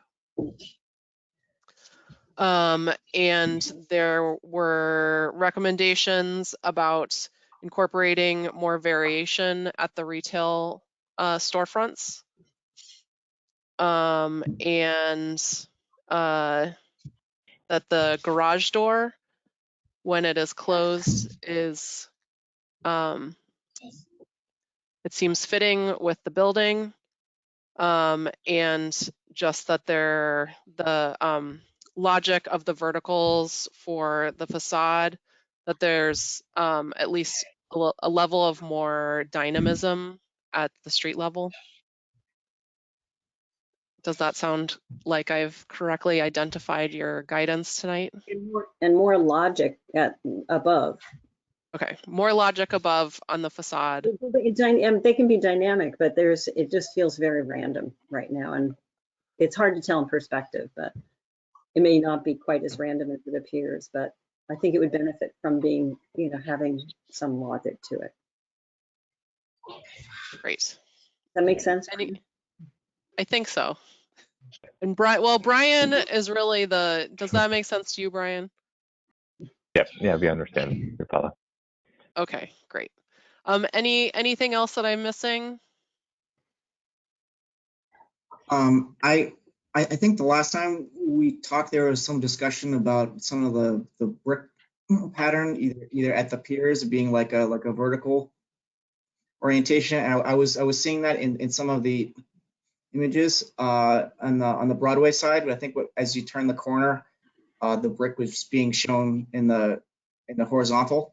So maybe just some clarification as to what the brick is doing at the piers, and then as it turns the corner. Yep. So it would be our intent to carry the same articulation that's represented here in the Broadway with a vertically oriented brick portion at the main vertical pier. So anywhere we have that recessed horizontal spandrel, then that brick orientation would turn to go horizontal. Great, thank you. Do I have a motion to adopt the design recommendations from this evening's discussion for this project? So moved. Do I have a second? Second. Seconded, moved by Deborah, seconded by Frank. Roll call vote. Frank Valdez, Yes. Tim Talon, Yes. Deborah Fennick, Yes. and Tim Hood. Yes. Great, thank you. That completes the votes for 51 Broadway this evening. Thank you, team, for all of your design information. Thank you. Thank you to all the commissioners for all your feedback. We appreciate it. Yes, thank you very much. Hey, All right. yeah. Is Andrew Arbaugh coming back? Fine, I guess. All right. And I had a question. Since we don't need we don't need votes for the next two ones, right? It's just really comments. 620 Frank, Broadway. the next item is a design review. The next one is a design review. Sorry, Courtney. If I were to Yes, excuse it is. myself, do we have a quorum? Yes, we do. I need to excuse myself. I have a thing that I need to jump onto. Sorry, I apologize. But we're good. Right. Okay, but we're good. Yes. So Commissioner Andrew Arbaugh has rejoined the meeting and Frank Valdez is departing the meeting.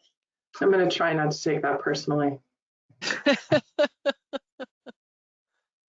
All right. With all the commissioners at this moment being in place, I would like to open the 620 Broadway case. If the team members can please raise their hand and make themselves aware for Andrew Graminsky to set you all up with being able to present tonight. Yeah, let's see. Good evening. This is Peter Quinn. Can you all hear me? Yes. Thank you. Long time no see to some of you. I'm joined by my associate S. Stalin, who also has his hand raised, as well as Katya Poziala from Verdant Landscape Design as well. So perhaps both of them should be brought up as presenters. Good evening, everybody. I'll start in coming second. Katya's on a phone, I think so. Hi, I'm actually on my computer too. Hope you can hear me. Great. I'm going to share my screen here. 620, well, hold on just a second. Do you see my screen or no? Yes, we can see your screen, Peter. Okay, great. Thank you. Yeah, so 620 Broadway is a one-story commercial building on right at the base of the bridge that was recently rebuilt into Ball Square. The the site is quite odd. It is a triangular site, or a truncated triangular site, as you can see on this. And the major frontage is along Broadway as it enters the bridge area. And it has been occupied by a gas station that went out of business about the time COVID came along. And on the back of the site, you have frontage on the Green Line and Railroad property. And there's a huge drop off there, probably on the order of 12 to 15 feet vertical. So, with those constraints, I also want to add that the remaining part of the triangle is this property that is owned by the MBTA, we believe, and it's just basically a patch of crushed stone that was left from the retaining wall that was built by the MBTA. So, we have a site that now is 100% asphalt, has a one-story filling station garage on it, pet tanks that are removed, and a few other things that will be coming down. Our context beyond that, we have a couple of commercial buildings. To the left is a house that is for the headquarters for a veteran association, and behind that is a grain doctor. It's got all his trucks back here. Across the street is the dialysis center, and then there are many other commercial and residential uses, one or two building lots away in all directions. The lower left-hand corner is where Medford begins as well. So we are proposing a one-story building, although this is zone CC5. We had to advance a design far enough along in order to get approval for a variance, which we received in December from the ZBA to allow a one-story building at this location. I won't go into that, but they did approve our proposal to only build a one-story building here, and that's what we're showing you tonight.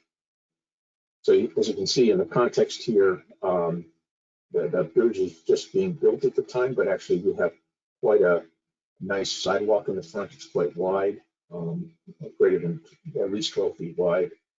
There's a bike track that's in place. It's not really a track, it's just a painted out area in the front.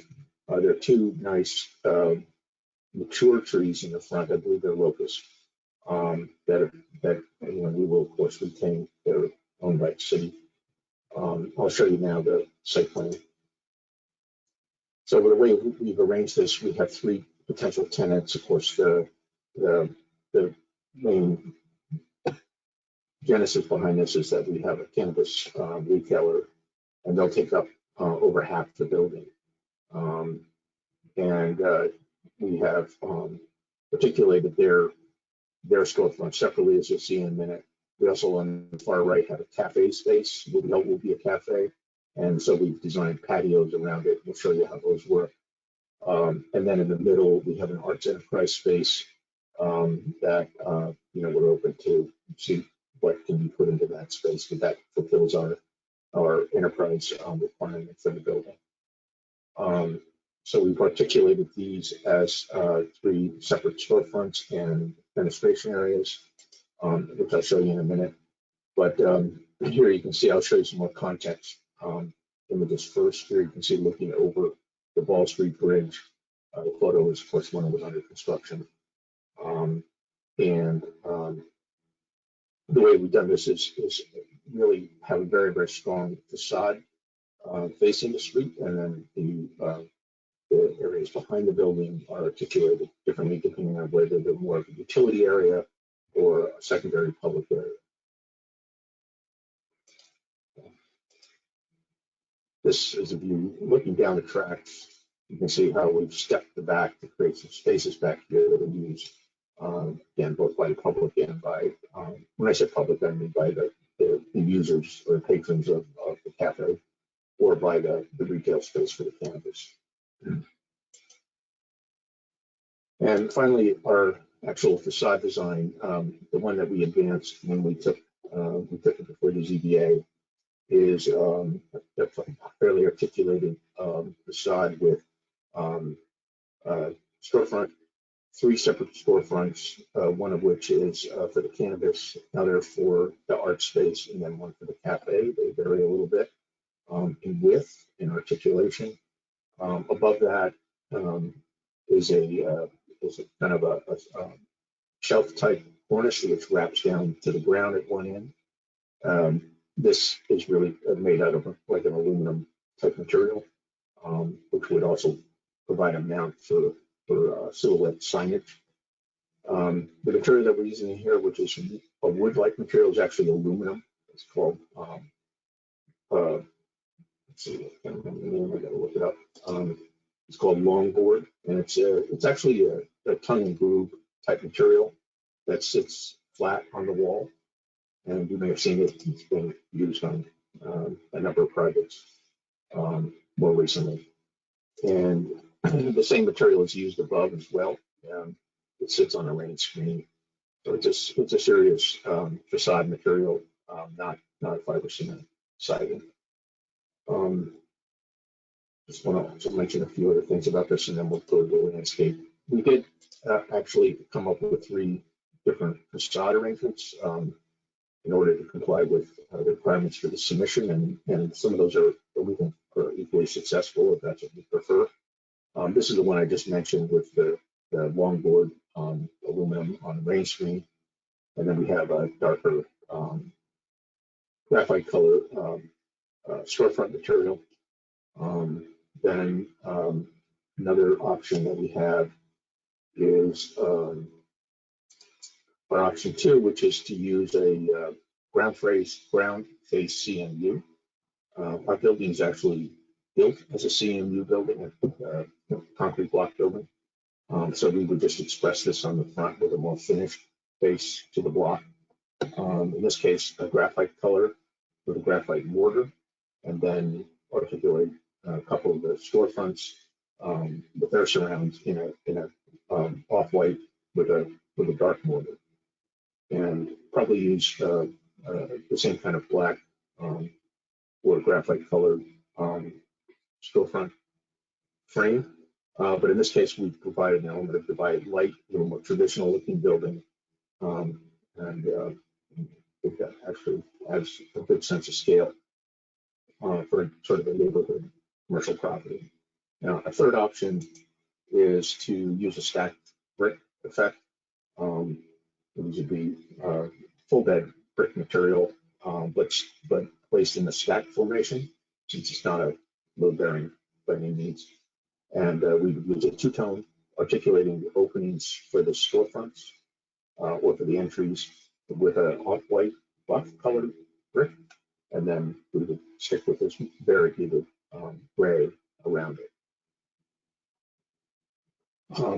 The other facades of the building, this is going back to our preferred facade. This is the facade that faces what I mean, it's a patio. So, out here we have an outdoor patio for the cafe. We would like to open that wall with some garage doors type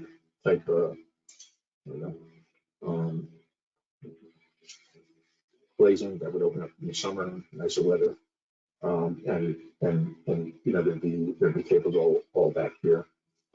Tucker would go into that in a minute. The other facades of the building are more functional. We would figure them with the same concrete block and just paint them out. And these are facing the railroad primarily, or the side of the building. Actually, I'm going to pass it to you just for a few minutes so we can talk about the landscape. This is your plan here. Thank you. Do you also have the next 2 landscape slides? You have 10 minutes left to present. Okay. Okay. So briefly, this is the Real overall quick, this landscape. is Andrew. I just want to, Katya, do you mind if I just give you a 10-minute warning? Thank you so much. Yep, I thought I heard you. Thank you. Appreciate it. Yeah. Yeah. I won't be long. There's just 3 slides. This is the overall landscape plan. You can see the cafe space on the right. We've indicated the idea that we could place site furnishings in that dark or orange kind of color throughout the whole space. So it's composed of, there's an existing fence on the right-hand side property line and along the rear property line, which is really sturdy, brand new, solid wood board, 6 feet tall. And I think between the building facade and the fence, the area is going to be, created by the two new street trees, or not street trees, deciduous trees and some vines, which would grow on the fence and create a really welcoming and pleasant enclosed kind of a courtyard experience for the cafe and the tenant who would occupy this space. And you see there's a door that goes to the rear as well from the interior. So the whole, rear and right sides of the building can be occupiable, like outdoor dining, cafe kind of seating in really cozy confines of that fence and then the building architecture.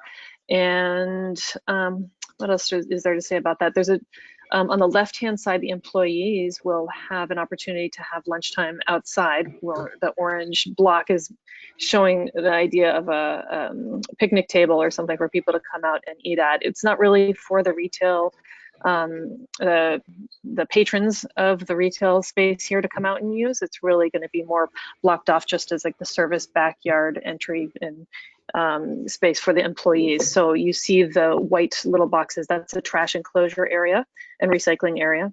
And then the blue the blue rectangle indicates a storage shed for bicycle parking for the employees. So overall, you can see we have, 3 very large, if you go back to the previous slide, 3 really large shade trees proposed in the rear of the site, and that's the south side. So we're hopeful that we can help create a little more shade with those trees. And then 3 small trees, some quaking aspen, which are sort of taller and a little bit spindly, if you know them. And the intent is to not block any views because there's a little bit of a safety concern. So we didn't want to have any mid-story kind of shrubs. So we have a ground plane of sedges throughout all of those plant beds and very low shrubs throughout, and then the vines on the fencing around the perimeter. New fencing will go along the back half of the left-hand side property line because right now it's just a chain link fence, but we'll be enclosing that left-hand side. There's an existing fence on the front half of that left side property line, which will remain in place. As you can see, there's circulation all the way around. Permeable pavers for both patios on the the cafe area on the right-hand side, as well as in the employee patio space in the upper left-hand side. And then along the streetscape, we're supporting the public realm quite a bit with the existing street trees, making sure their tree wells aren't impacted, providing for visitor bike parking in the furnishing zone, as well as behind the property line. The building is set back a little bit, so we have a strip of plantings, which are indicated as American yew. And just to note, all of our plantings are very, on the native side of things as much as possible. I think we have this. There's a Pinus banksiana Schudic variety that's a dwarf variety of jack pine, which is in those plant beds under the big shade trees as an understory.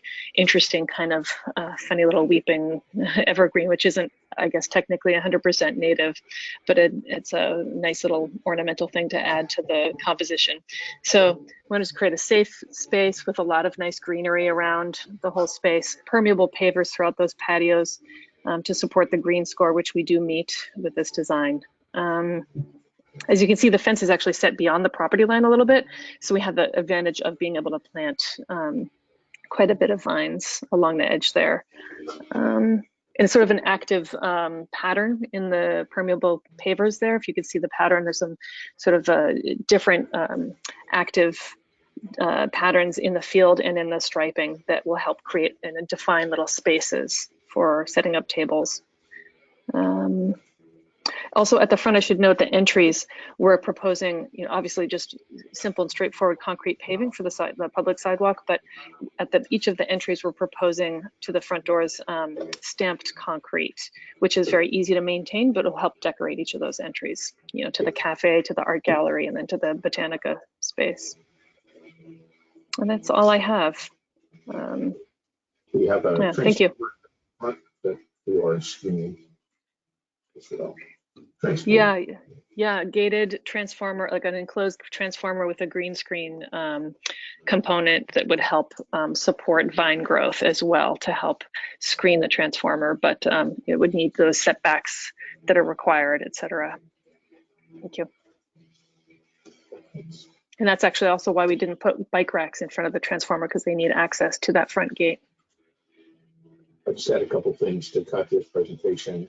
We are providing at least 16,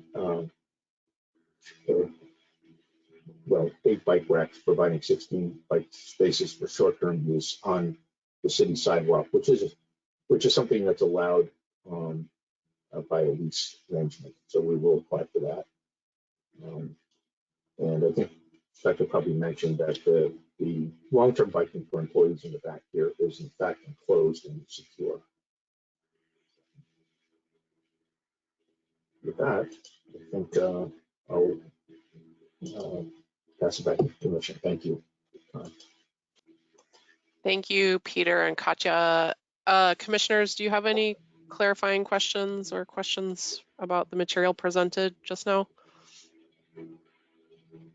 It would be helpful to see the paving options. I think there was a materials board in the package, but I don't know if you could bring that up. Let me see if I can bring that up. I think it's my second or third slide in my 3 slides, Peter. Yeah. So it's Yeah, there it is. I think it's Ecoliner. So that's the That's stamped the, concrete. that's Yeah, the that's the stamped stamped concrete. The one below is just showing, simple concrete for the public sidewalk. And then this one, it doesn't specify the exact paver, but probably like an Ecoline or maybe promenade brick or something that has the lugs to separate for permeable paving. So your standard permeable paver. So I think one thing just to be cautious of and aware of course, is from an accessibility perspective, I'm always a little wary of stamped concrete that has such a deep stamp to it.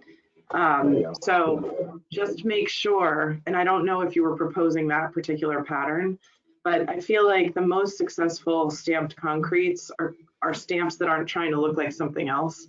They're just trying to texturize concrete in the first place. So it's more of a texture and a depth to the surface from a visual perspective than it is, we're trying to fool you and this is really stone.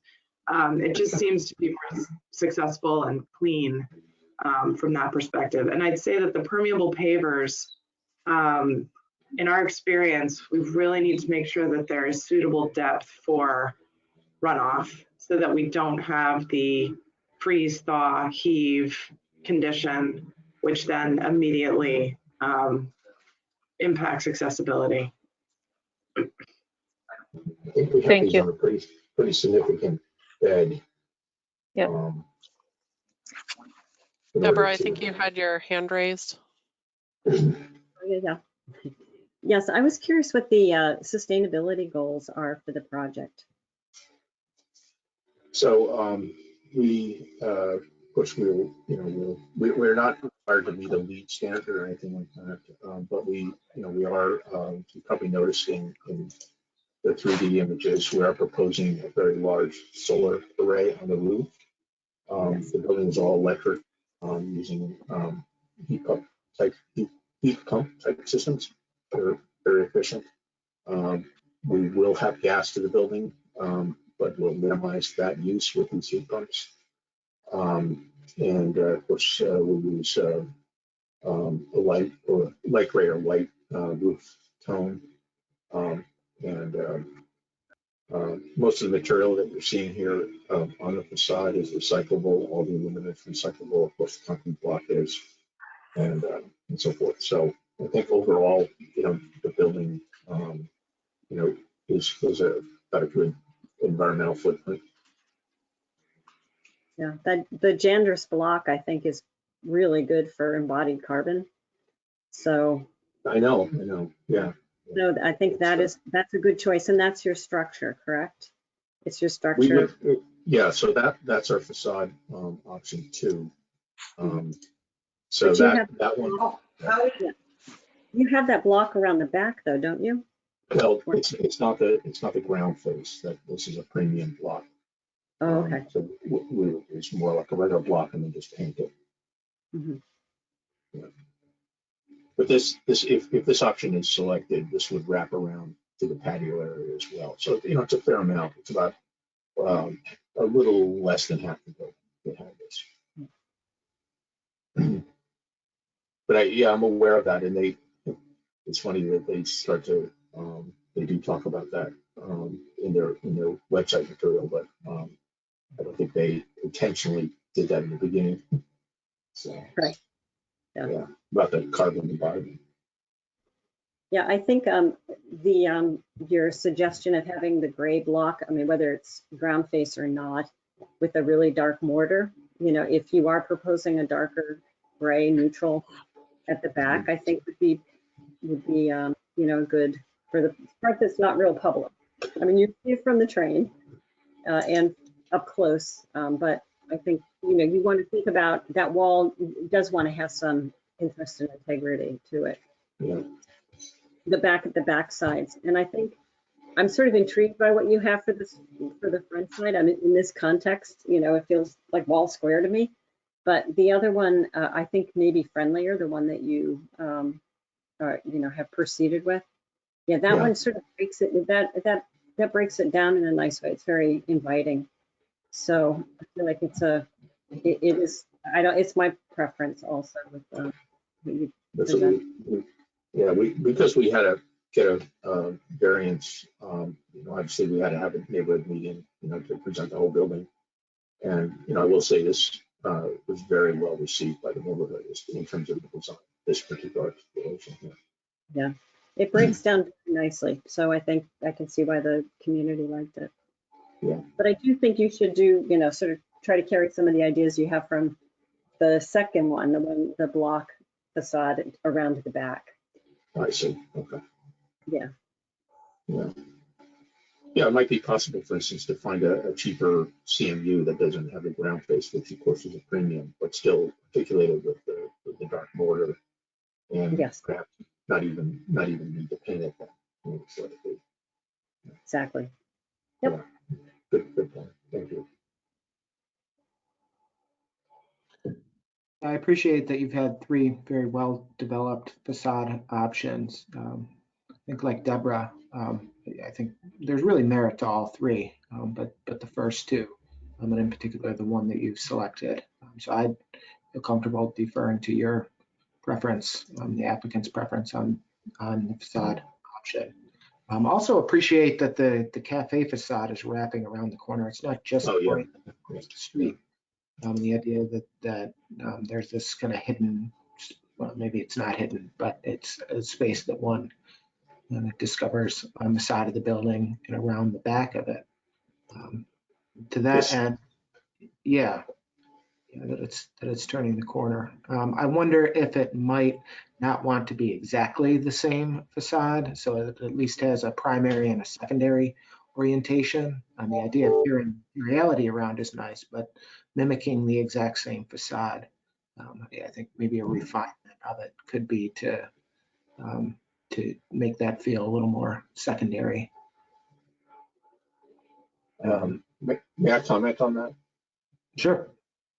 So when you're standing on the bridge, actually the view into the patio, the view of that elevation is kind of the primary view of the building. So we interestingly enough, because of the height, you're up another 8 feet or so, and you're kind of looking down at this building. So I think it actually makes sense that the building kind of has a story. The facade does as you come down off the bridge, and you see it, the way it wraps around and creates the storefronts. In a way, the fence that we have here and the sort of closure point at the transformer creates a little bit of mystery and privacy to those outdoor spaces, which I think Katya was picking up on the way she described the spaces in the back there. So, that was a logic we followed. I could see going another way, but I didn't want to lose the sort of power of the facade as you come off the bridge and have it wrap around. Okay. No, I appreciate the explanation. and that it's something that you've thought of. Another thought related to the space behind, I'll call it in back. With the Green Line opening in Union Square in the last couple days, I've been by a few times and noticed people just standing around it. And, and the novelty will wear off eventually, but the novelty is there now. People are standing on the bridge and they like watching the trains come and go. And I wonder, I guess I would suggest this as a possibility, not something that you need to do but I know there's a new fence there, but there'd be the possibility of opening views up from that space out to the trains as well. Yeah, that's such a funny comment. Our client suggested that, and I was like, well, they could always do that in the future, but really? But I think there must be something about the new line. It's not something I would choose to include, but I guess there is a fascination for it. I was thinking maybe at the 3-foot height for I had boys when they were little, they loved to go look at the trains, but Exactly. maybe it's an adult thing in Somerville. Okay. It's a feature at Dwight Sullivan in the playground where they've actually taken the playground and created a view corridor straight down to the line. Yeah, I think just for sound attenuation, a solid wood board fence would be my preference, especially for a tenant of a cafe. But maybe if it's like some, if the tenant thinks that's a great idea, I think maybe we'd be into it. But unless, they may not like that idea. So I'd rather leave that up to the tenant. But it's something our team had been thinking of. So it's funny you bring it up. Since we're on this slide too, I'm really excited to see the interplay between the interior cafe space and the exterior cafe space. I think we just don't see enough designated outdoor cafe space in Somerville. It's always sort of three chairs on the sidewalk and call it a day. So this is more than we ever really get, which is great. I think the one thing that sort of jumps out is it seems like all of the energy is really going to the cafe space on the direct right of the building. That's where the doors are. That's where we have the nice facade.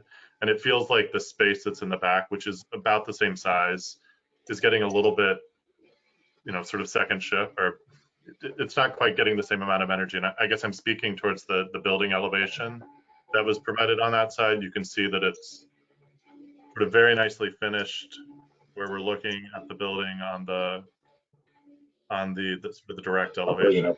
I'll bring it up. Yeah, it looks like the building is like very nicely finished for that landscape space, but the secondary landscape space that's facing on it feels very back of house. And those spaces, no, it was the direct elevation that showed the garage doors. Got it. Okay. This is the alleyway on the left side here. No, I'm talking about, if we could just see the elevation with the garage doors. Oh yeah, I'm sorry. Yeah, so that's the view of the building for half of that space, is the sort of grayed out. This is all skewed and recedes to the right. To some degree, though, that is the condition along that space. And I'm assuming that it's probably the same if we were looking from the railroads itself, but that space is intended to be inhabited and intended to be outdoor space, and it seems like some amount of finishing on that space is important. Yeah. Just the way that the water and the gas room are currently positioned in that space feel very tacked on, feel very back of house. And it seems like there's an opportunity to find some way to either integrate that better or shift it to the portion of the outdoor space that really is intended to be much more utilitarian. That would help make that space feel more integrated. Mm-hmm. Okay, I think that actually, when combined with Deborah's comments about, perhaps introducing some of this masonry material variation in the rear, is something that we can work with to really address that. And then the other piece is I'm really excited that we're keeping these two mature trees. I think maybe a little exploration to see if there's an ability to integrate some more street trees. Right now we have the sort of length of the bike racks, but it seems like that could possibly be broken up in a way that additional street trees could be possible. Yeah, we feel very, very lucky to get these trees in front of our building. So yeah, we are a little bit limited in along the right because of the transformer, and then along the left we have what we are assuming will be our loading and unloading service. You know, pick up, drop off, everything kind of the non-parking space, which takes up that left-hand end of the parking area. And I'm not I appreciate wanting to add a tree because there's a little bit of an empty space there, but that's, yeah, that zone right there would be the right space for another tree, but you know, except for our loading zone. Yeah. So I'm sure you noticed this building has no parking and no loading dock, and you know, that's allowed in the zoning. So right now almost the entire curb cut is open except for where the trees is. So we're reducing the curb cut, creating some frontage for parking, but also reserving a place where a van can pull up, you know, once a day to unload directly into the building. What about where you're removing the curb cut? Is that a place that you could add a street tree? Yeah. Yeah. So yeah, we just are very concerned about you know, the heavy conduits that would come in for the transformer right here. Right. So to the left of it. Yeah. Yeah, to the left. Like right in there. If two of those bike racks traveled to in between the existing trees, yeah. I'm assuming they're surface mounted anyway, so it feels like there's space to integrate another. Yeah. Katya, what do you think? We can look at that.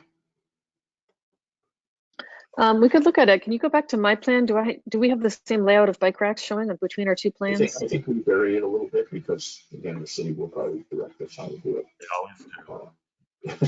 Yes, PSOF will happily guide you through locating an additional tree. Yeah. Yeah. So we'll yeah. happily, yeah, we will happily add another one. I don't want to block the entire street frontage with parking spaces and loading zone and bike racks. So I just want to make sure people can actually get out of their cars and get to the doors. So it's not just all furnishings and trees, but I get it. I would love another tree, of course. Yeah, and we definitely care less about people in cars in Somerville. So understood. True story. Yeah. Commissioner Hood, did you have any comments, questions, clarifying points? I feel like we're sort of blending things at this point, but. Yeah. I want to thank you for the presentation. All good options. I would probably agree that it looks like what your preferred scheme is, the aluminum tongue and groove. So I would say that's a good direction. Where you have noted the film on the windows, is there any sort of like pattern or frit or color to that, or is it merely just kind of like a translucent sheet that's going to be on like the number 2 or 3 surfaces if it's like a double glazed right glass? Yeah, I can answer that.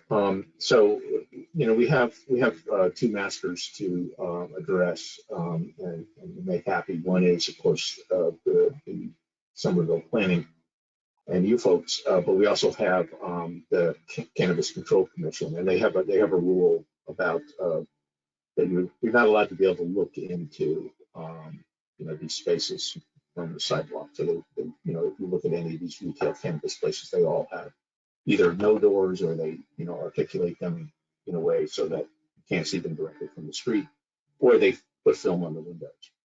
So, but I think I have to show you another plan that I didn't submit with this set that I think solves this problem and also addresses planning's concerned about not having adequate storefront construction. So what we would end up doing, if you can see the screen here, is we would create a display area right behind our storefront, our official storefront. Is this section right here, which is about 15 feet I'm sorry, it's 20, 25 or so feet of glazing. So we create a display area there, which is completely transparent.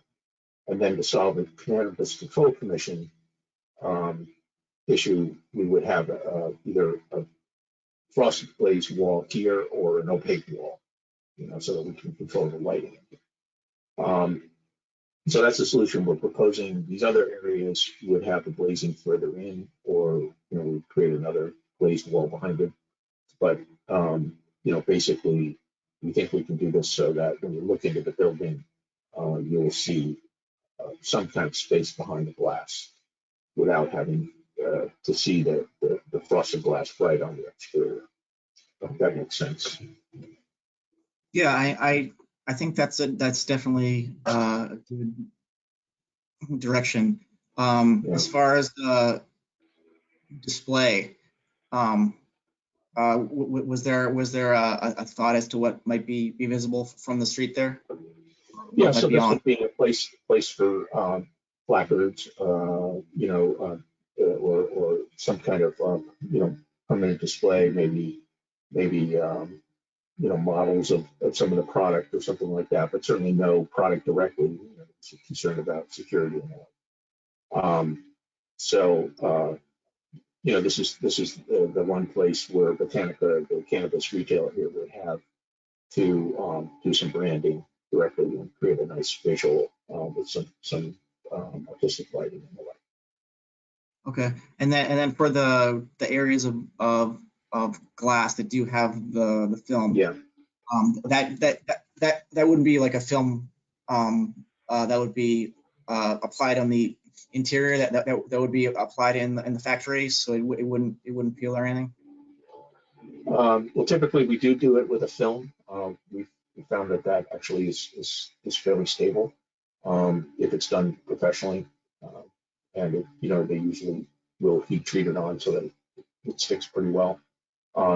But yeah, of course, if we knew that it needed to, there would be regular compliance checks. So that, if it did peel off or something like that, it would have to be replaced. Another advantage of film could be that perhaps that's a regulation that changes in time.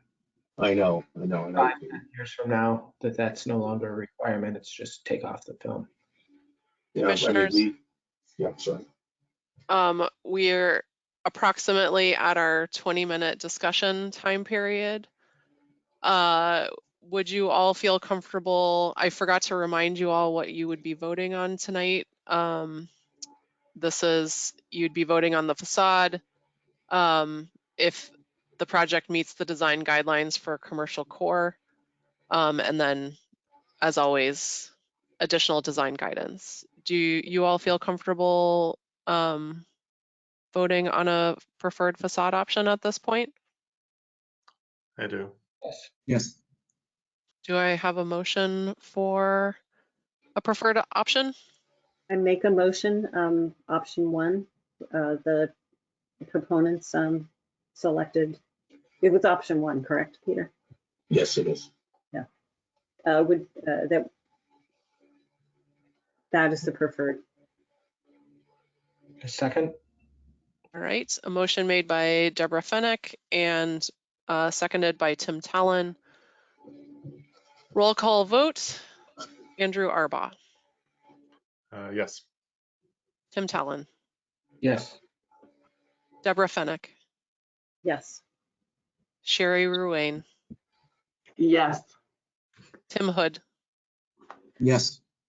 All right, the commission has unanimously voted to accept option 1 as the preferred facade option. Would you like to vote on the design guidelines being met?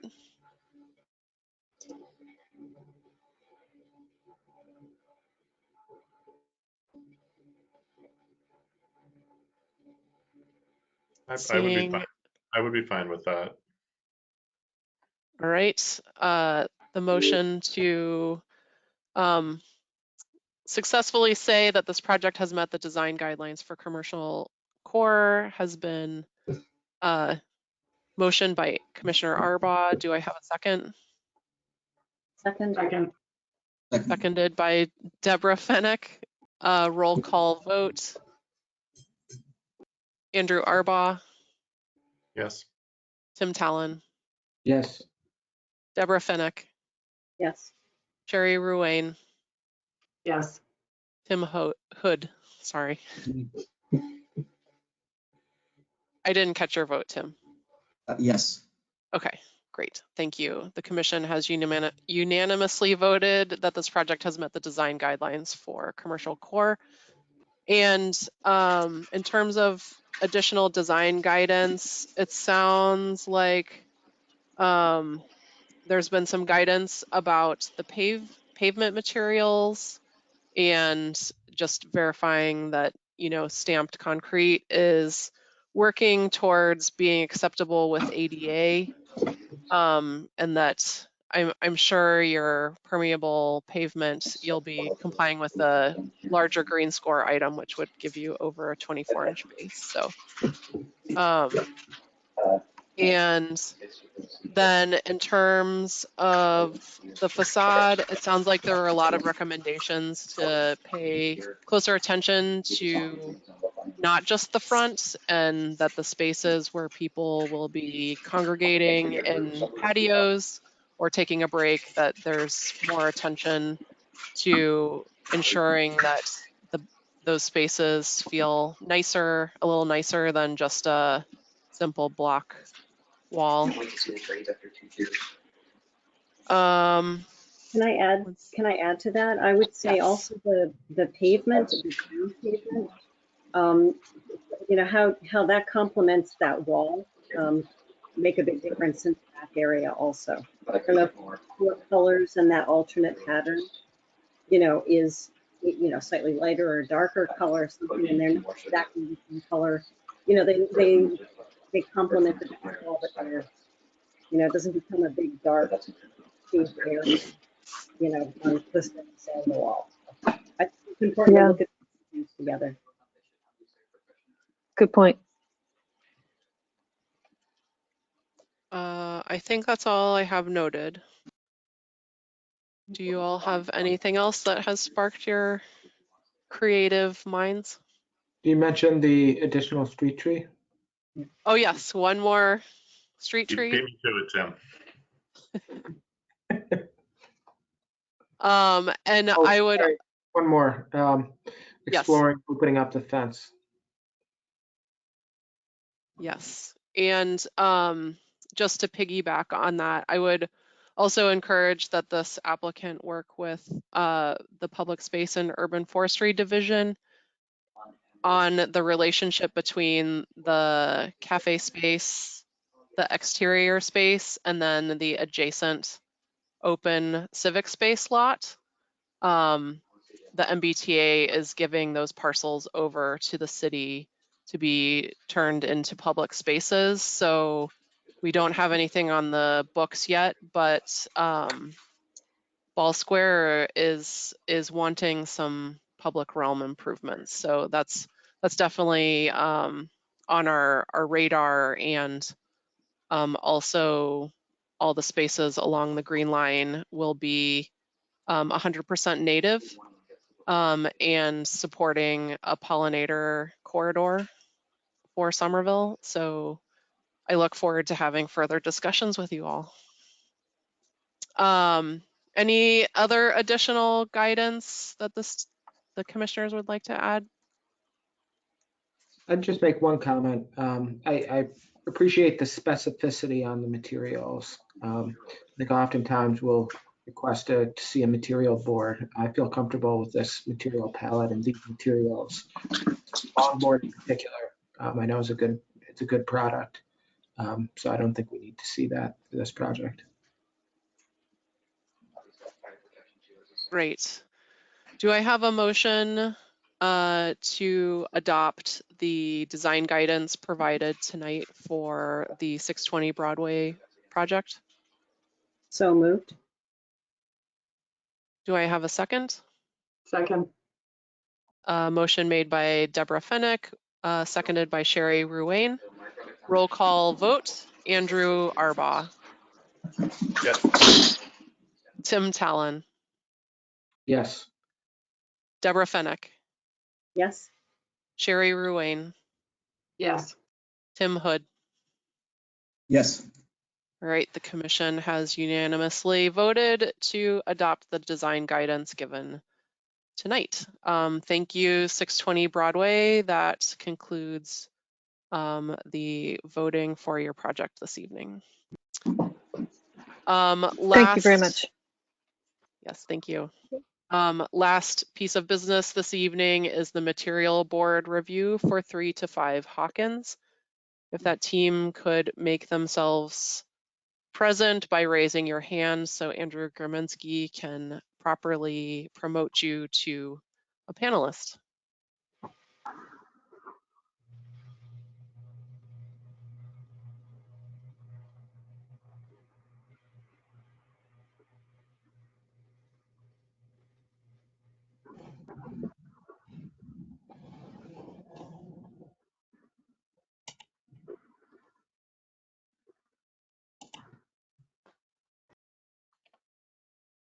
How long is this going to take? That's a great question. We all want to know. 3 to 5 Hawkins team, I'm not hearing anyone. Are I you am there? here. One moment. Okay. Do you hear me? Yes, you're a little muffled, David. Okay. I'm sorry. I'll try to speak up. Is that better? Yeah, thank you. Do you see my screen? I believe so, if it's the jogger on the beach with the earth no, form. Not. Let me see. David, this is Andrew Graminsky. Do you have dual monitors? Yes. Pull your screen over the presentation to another monitor.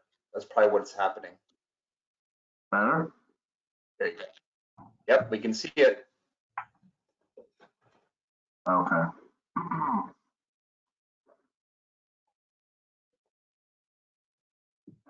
I'm not sure what you're seeing. No. We're seeing your presenter mode. Okay. I'll just go back to your slides. That's fine. We'll just use this.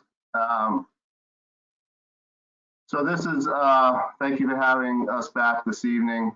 We were here 2 weeks ago to walk through the material selection for 3-5 Hawkins, which is a 59-unit residential building on the intersection of Hawkins and Lake Street.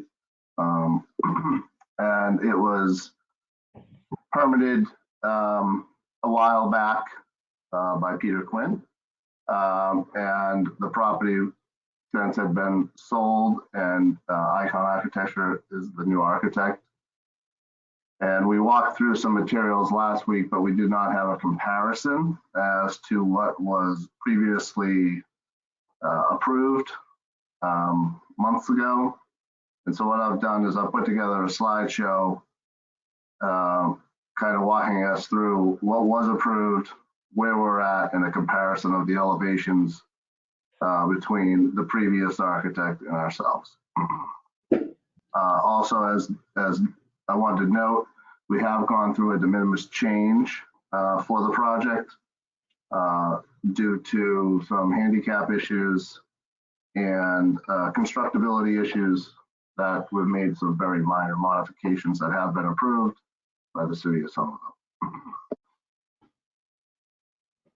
So this is the materials board that was presented to the city of Somerville before we were on the project. You can see in what was in question 2 weeks ago, for the most part, were the 2 different brick tones and patterns. So brick 1, the very orangey red brick with a nice dark accent band at the first floor. And just to mention, the masonry is only at the first floor.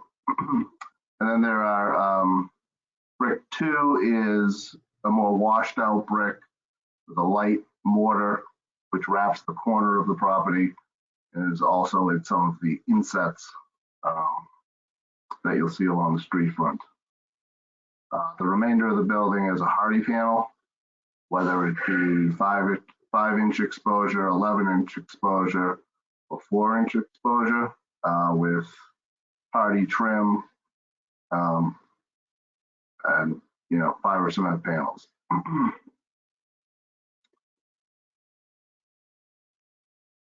This was the board that I presented 2 weeks ago.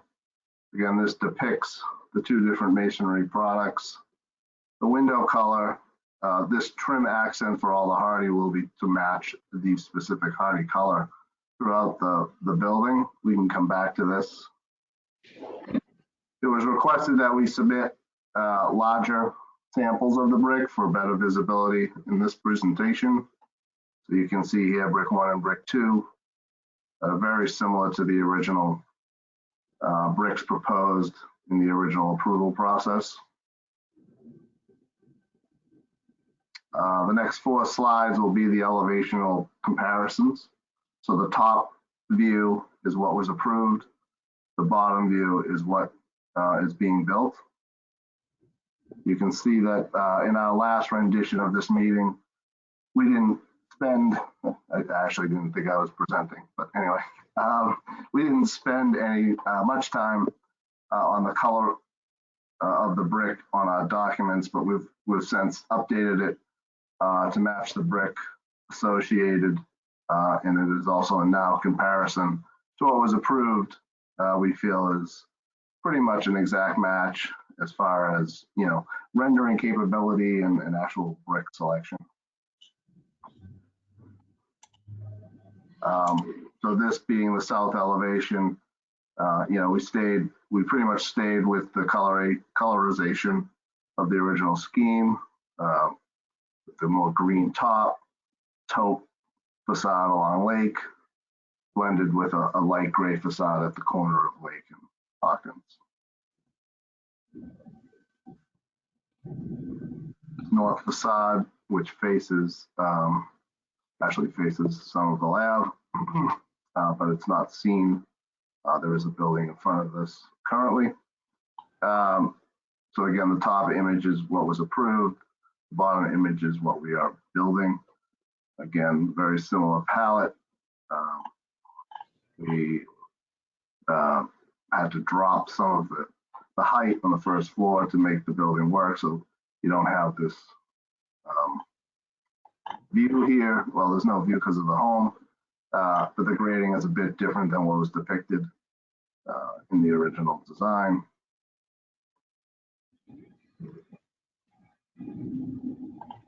This is the southeast elevation, or primarily the front entrance.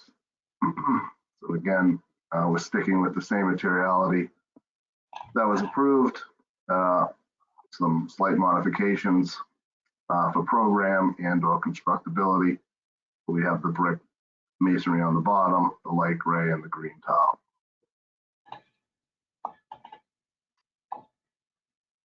And lastly, this is the west elevation, which fronts a new public pocket park that's being constructed between 2 buildings, which are now going to be under the same ownership. Again, sticking with the original design, with the light masonry heading back towards the north, the more orangey red wrapping the corner of the park, and the taupe in the gray and the green hardy panel. And as I'm sure you're aware, this is 346 Union that is currently being constructed. I'm sure you've seen it. And this is going to be 35 Hawkins on the back of that site. And this is that pocket park along Lake Street. And again, these 2 buildings will be owned by the same entity. And hopefully we'll share the park and share some outdoor community space and common space between the 2 buildings. So that's what I have for this evening. Open to any questions you may have.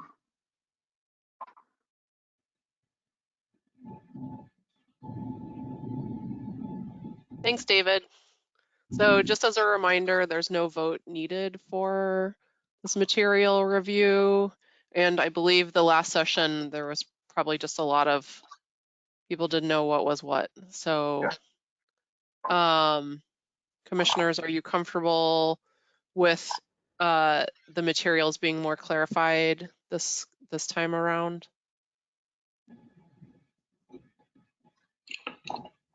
One of the things we talked about is whether it was possible to use the hardy plank type or perhaps detail this hardy plank type in a way that would allow for mitered corners. And I'm thinking especially about the bays. It's a lot of corners. But is that something that you were able to look into further? I did look into it further, not for the bays, but more for this corner here. And to be honest, I don't have a specific answer. We can review it a little bit further with the contractor and to see if that is something that we feel can be executed properly and not look not done well. So I would definitely want to have that conversation with the installer because it is tricky. You're gonna have a lot of movement there, and I would not want to see open joints. Yeah, I agree with that. But I think if it is executed and done well, I think it gives lap siding an appearance of higher quality, which I think, there's and I know this is the material palette, and I think, just in general, I'm fine with the material board. But there is a design guideline specific to, horizontal or vertical board siding or shingles, regardless of material, should be avoided. But I know it's a project, but I think the intent of that is really to avoid the cheaper versions of those products. So I think if it can be detailed and installed in a way that makes it feel like a high quality material and there isn't the aluminum trim all over the place, that would be great. Yeah, we will want to not use it as much as least as we have to, and I will, we'll definitely work with the contractor to attempt to get it done.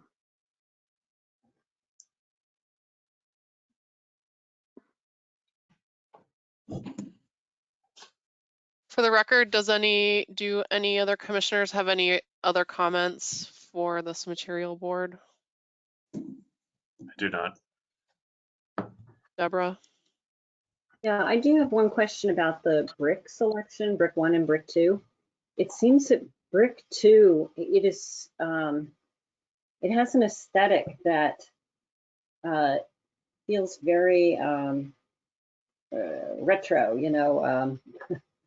it feels very irregular in terms, dimensionally irregular. I know it might not be because it's a contemporary brick, but it just feels like they feel very incompatible to me. I missed the last meeting, so my comment may not be very relevant, but that is just an impression I have here as a coherent palette. It feels like a stray. Yeah, so we had this sample to work with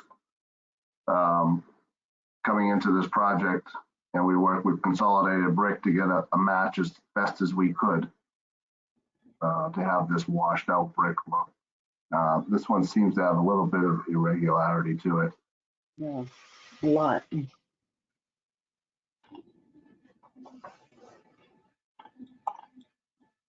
Any other comments for the record?